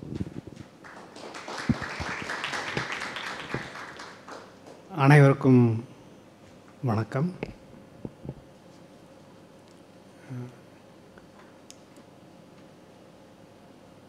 இந்த பாராட்டு நிகழ்வின் முழு மகிழ்ச்சியை அனுபவிக்க முடியாத ஒரு நிலை. நாம் அனைவரும் போற்றுகின்ற கல்வியாளர் வசந்தி தேவி அவர்கள் நேற்று காலமானார்கள். நிறைவாழ்வு வாழ்ந்த ஒரு சிறந்த சான்றோர். எனக்கு தனிப்பட்ட முறையில் அவர்களுக்கு நான் கடமைப்பட்டிருக்கிறேன். என்னுடைய முதல் பணி வாய்ப்பு அவர்களால் தான் வாய்த்தது. மனோன்மணியம் சுந்தரனார் பல்கலைக்கழகத்தில் அவர்கள் துணைவேந்தராக இருந்தபோது தான் எனக்கு இந்த வரலாற்றுத் துறையிலே வேலை கிடைத்தது. பல்கலைக்கழகங்களில் வேறு எந்த வழியிலும் இல்லாமல் நேர் வழியில் வேலை கிடைப்பது என்பதெல்லாம் எவ்வளவு அருமையான ஒரு செய்தி என்பது உங்களுக்கெல்லாம் தெரியும். சுகுமாரன், கண்ணன் போன்றவர்களெல்லாம் பாராட்டிய பாரதி கவிஞனும் காப்புரிமையும் என்ற நூலை நான் அவர்களுக்கு காணிக்கை ஆக்கியிருந்தேன். அதில் ஒரு வரி எழுதியிருந்தேன். அறமும் திறமும் கல்வியின் இரு கண்கள் என்று நம்பியவர் வசந்தி தேவி. அவருடைய நினைவை நான் முதலில் போற்றுகிறேன். இந்த நிகழ்வு கட்டாயம் அவருக்கு மிகுந்த மகிழ்ச்சியை தந்திருக்கும் என்பதில் எனக்கு எந்த ஐயப்பாடும் இல்லை. அவரே இதே அரங்கத்தில் 6-7 ஆண்டுகளுக்கு முன்பு நிகழ்ந்த பாராட்டு கூட்டத்தில் அவர் பேசினார். ஒரு வகையில் இந்த நிகழ்ச்சி என்பது ஒரு பொருத்தமானதாக கூட இருக்கலாம் என்ற ஒரு அமைதியை எனக்கு நானே கூறிக்கொண்டு 2 செய்திகளை மட்டும் சொல்ல விரும்புகிறேன். மிகவும் அடிமனதிலிருந்து இந்த கூட்டத்திலே அனைவரும் பேசியுள்ளார்கள். அதனுடைய செவ்வியை விரித்து பேசி அதனுடைய நுட்பத்தை நான் குலைக்க விரும்பவில்லை. இந்த சாகித்ய அகாடமி விருது என்பது மிகவும் தற்செயலாக அமைந்தது. எத்தனையோ பெரும் ஆளுமைகளுக்கு கிடைக்காத ஒரு விருது எனக்கு கிடைத்தது என்பதை நான் அவர்களுடைய சார்பாக அவர்களுக்கு தவறிய ஒரு விருதை நான் பெற்றுக்கொண்டதாகவே கருதி கொண்டு அந்த விருதை நான் ஏற்றுக்கொள்கிறேன். சுந்தர ராமசாமி தொடங்கி சுகுமாரன் வரை பல சிறந்த எழுத்தாளர்கள் அந்த விருது கிடைக்கக்கூடிய வாய்ப்பு அமையவில்லை. சில சமனின்மைகள் விரைவில் நிவர்த்தி செய்யப்படும் என்று நம்புகிறேன். என்னுடைய எழுத்தை பற்றி, என்னுடைய ஆராய்ச்சிகளை பற்றி, பதிப்பை பற்றி, மொழிபெயர்ப்பை பற்றி நண்பர்கள் பேசினார்கள். நான் இந்த 40 ஆண்டு காலத்தில் நான் செய்ய முயன்றது என்று நான் என்ன சொல்வேன் என்றால், தமிழ் சமூகத்தில் பதிவு செய்யப்படாமல் போன சில கதைகளை நமக்கு படிப்பினையாகவும் பாடமாகவும் அனுபவமாகவும் அமைந்திருக்கக்கூடிய பல செய்திகளை நான் பதிவு செய்திருக்கிறேன். இதில் எந்த வகையான சுவாரஸ்யத்தையும் ஊட்ட நான் முயற்சி செய்யவில்லை. அந்த நிகழ்வுகளில் இயல்பாக அமைந்திருக்கக்கூடிய சுவாரஸ்யத்தை வெளிப்படுத்தி காட்டுவது தான் என்னுடைய முயற்சியாக இருந்துள்ளது. அந்த முயற்சியில் ஓரளவுக்கு வெற்றி பெற்றிருக்கிறேன் என்றால் அதற்கு நான் பலருக்கு கடமைப்பட்டிருக்கிறேன். பல பெயர்களை நான் சொல்லலாம். என்னுடைய முதல் ஆசிரியர் முகம் மாமணி அவர்கள், புலவர் தா கோவேந்தன் அவர்கள், மா இளைய தங்கப்பா அவர்கள், எம்எஸ்எஸ் பாண்டியன், சுந்தர ராமசாமி என்று ஒரு பெரிய பட்டியல் நான் சொல்லலாம். இவர்களெல்லாம் ஒரு அடையாளபூர்வமாகத்தான் இந்த 4-5 பேர்களை நான் சொல்லியிருக்கிறேன். இவர்கள் போன்ற பெரியவர்களுடைய தொடர்பின் காரணமாக சிறந்த எழுத்தாளர்களுடைய எழுத்துக்களை படித்ததன் வாயிலாக எழுத்தினுடைய சில நுட்பங்கள் எனக்கு கைவந்திருக்கின்றது. அந்த நுட்பங்களை பயன்படுத்தி நான் எழுதியிருக்கிறேன். கண்ணன் பேசினார், நான் பேசினார் என்பதை அடிக்கோடிட்டு சொல்ல விரும்புகிறேன். எப்போதுமே அவர் எழுதித்தான் படிப்பார். முதல் முறையாக அவர் பேசியிருக்கிறார். அவர் சிவசுப்பிரமணியம் அவர்களை பற்றி சொன்னார். சிவசுப்பிரமணியம் அவர்களையும் இந்த பட்டியலில் நான் சேர்த்து கொள்ள வேண்டும். இதேபோல் பலருடைய ஒரு முன்னுதாரணம் இருந்திருக்கின்றது. ஆனால் சிவசுப்பிரமணியன் கைலாசபதி என்ற பெயரையும் சொன்னார். இந்த 2 பெயர்களை வைத்துக்கொண்டு 2 வரிகளை நான் சொல்ல விரும்புகிறேன். சிவசுப்பிரமணியம் அவருடைய எழுத்து, அவர் திரட்டிய தகவல்களின் வாயிலாக வரக்கூடிய ஒரு சுவாரஸ்யம் அவருடைய எழுத்தில் இருக்கும்.